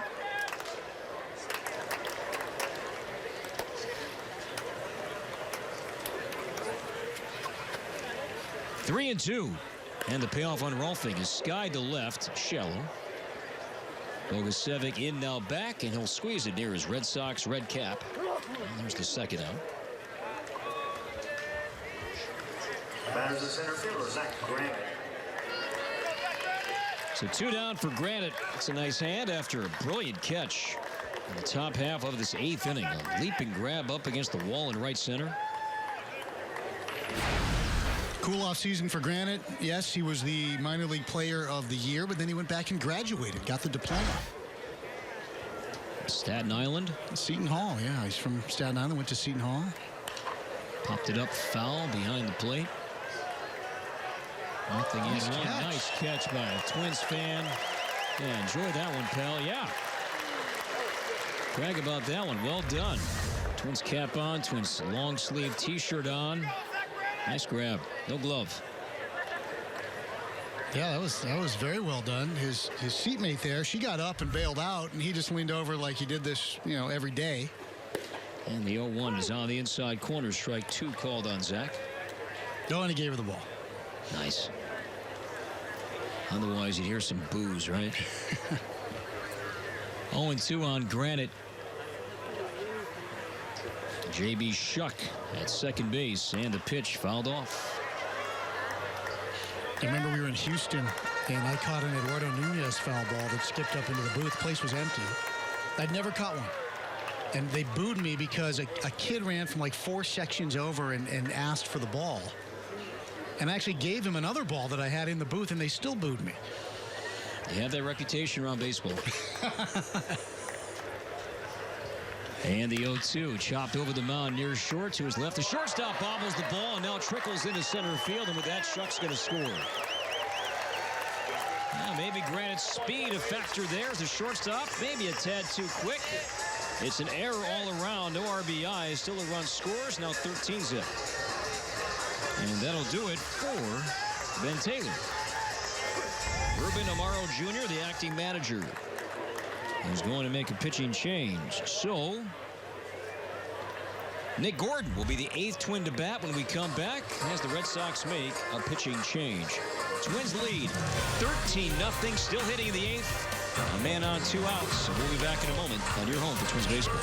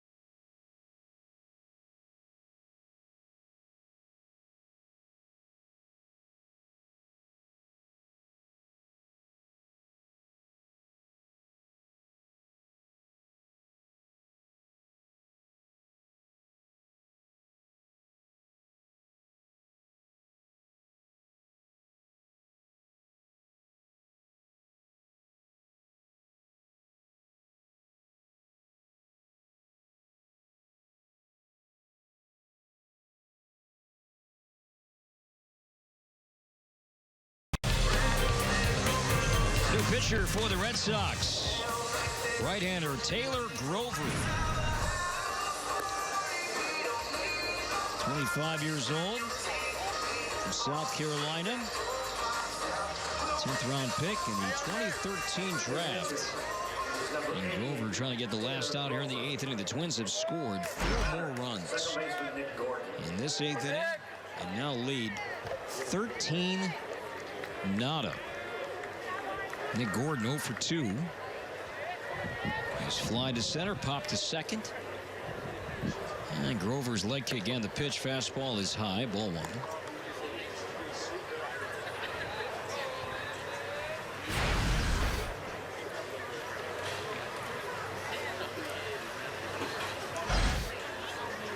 And the 1-0 pitch, a smash up the middle. The shortstop has this one, though, to his left, and Rosario throws out Gordon.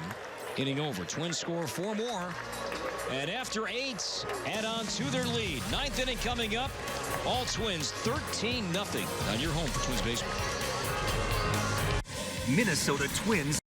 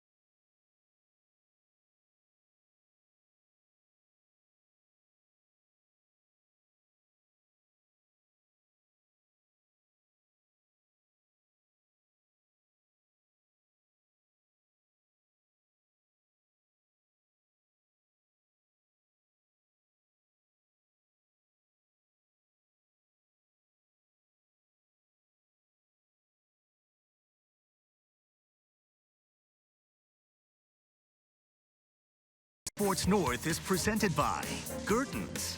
Gerton's, it's only natural to buy from the grower. Twins Spring Training Baseball is on Fox Sports North. Catch all the action from the Sunshine State as the Twins gear up for the start of the new season. Twins Spring Training Baseball, tomorrow at noon on Fox Sports North. Join us for the Fox Sports North viewing party, March 15th at Malone's.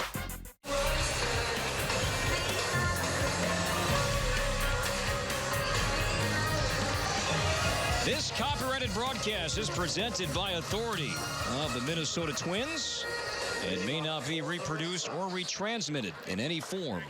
And the accounts and descriptions of this game may not be disseminated without the expressed written consent of the Minnesota Twins. Buddy Boshears has the 9th inning. 28 years old. Alabama born and raised. Saw Buddy for 37 games last year. In 36 innings, he struck out 37 hitters.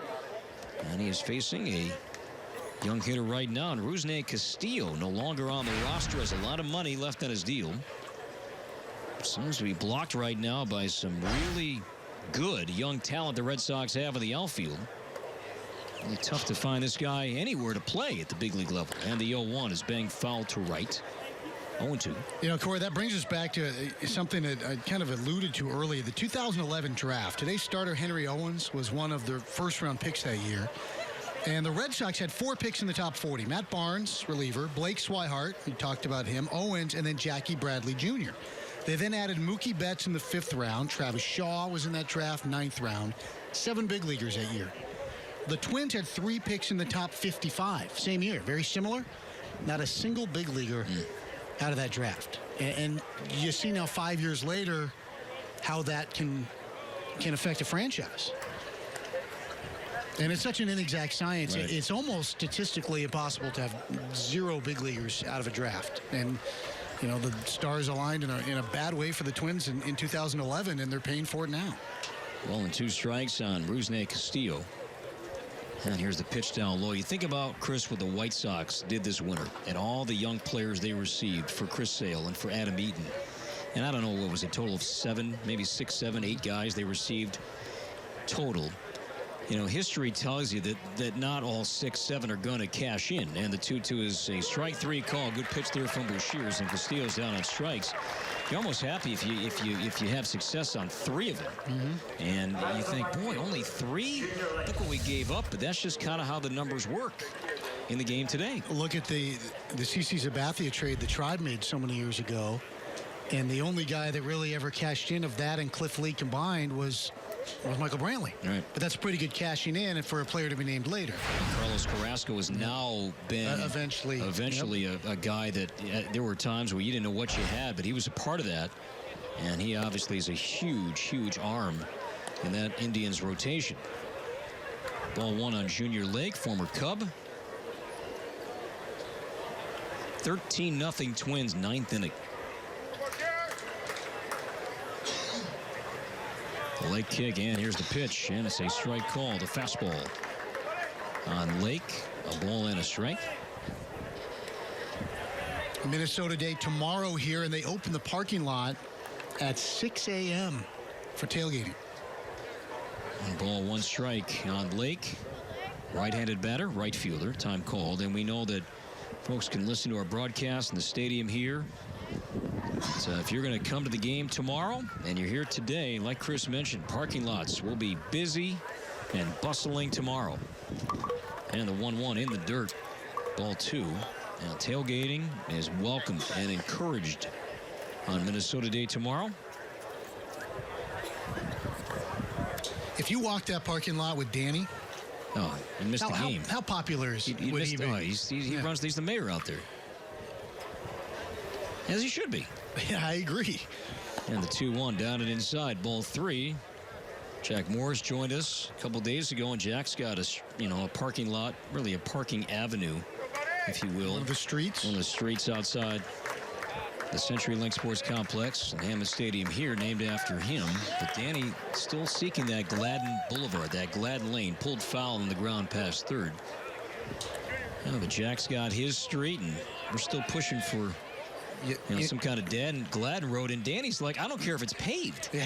It can be just gravel, whatever. You know the problem is, if they put that up, pretty good chance Danny steals the sign like the first night it's up, right? Yeah, that's true. I want the rights to that. The 3-2 low ball 4, check swing, and Lake will take his base. (13-0). Third baseman Jordan. Twins have led since scoring 4 in the first.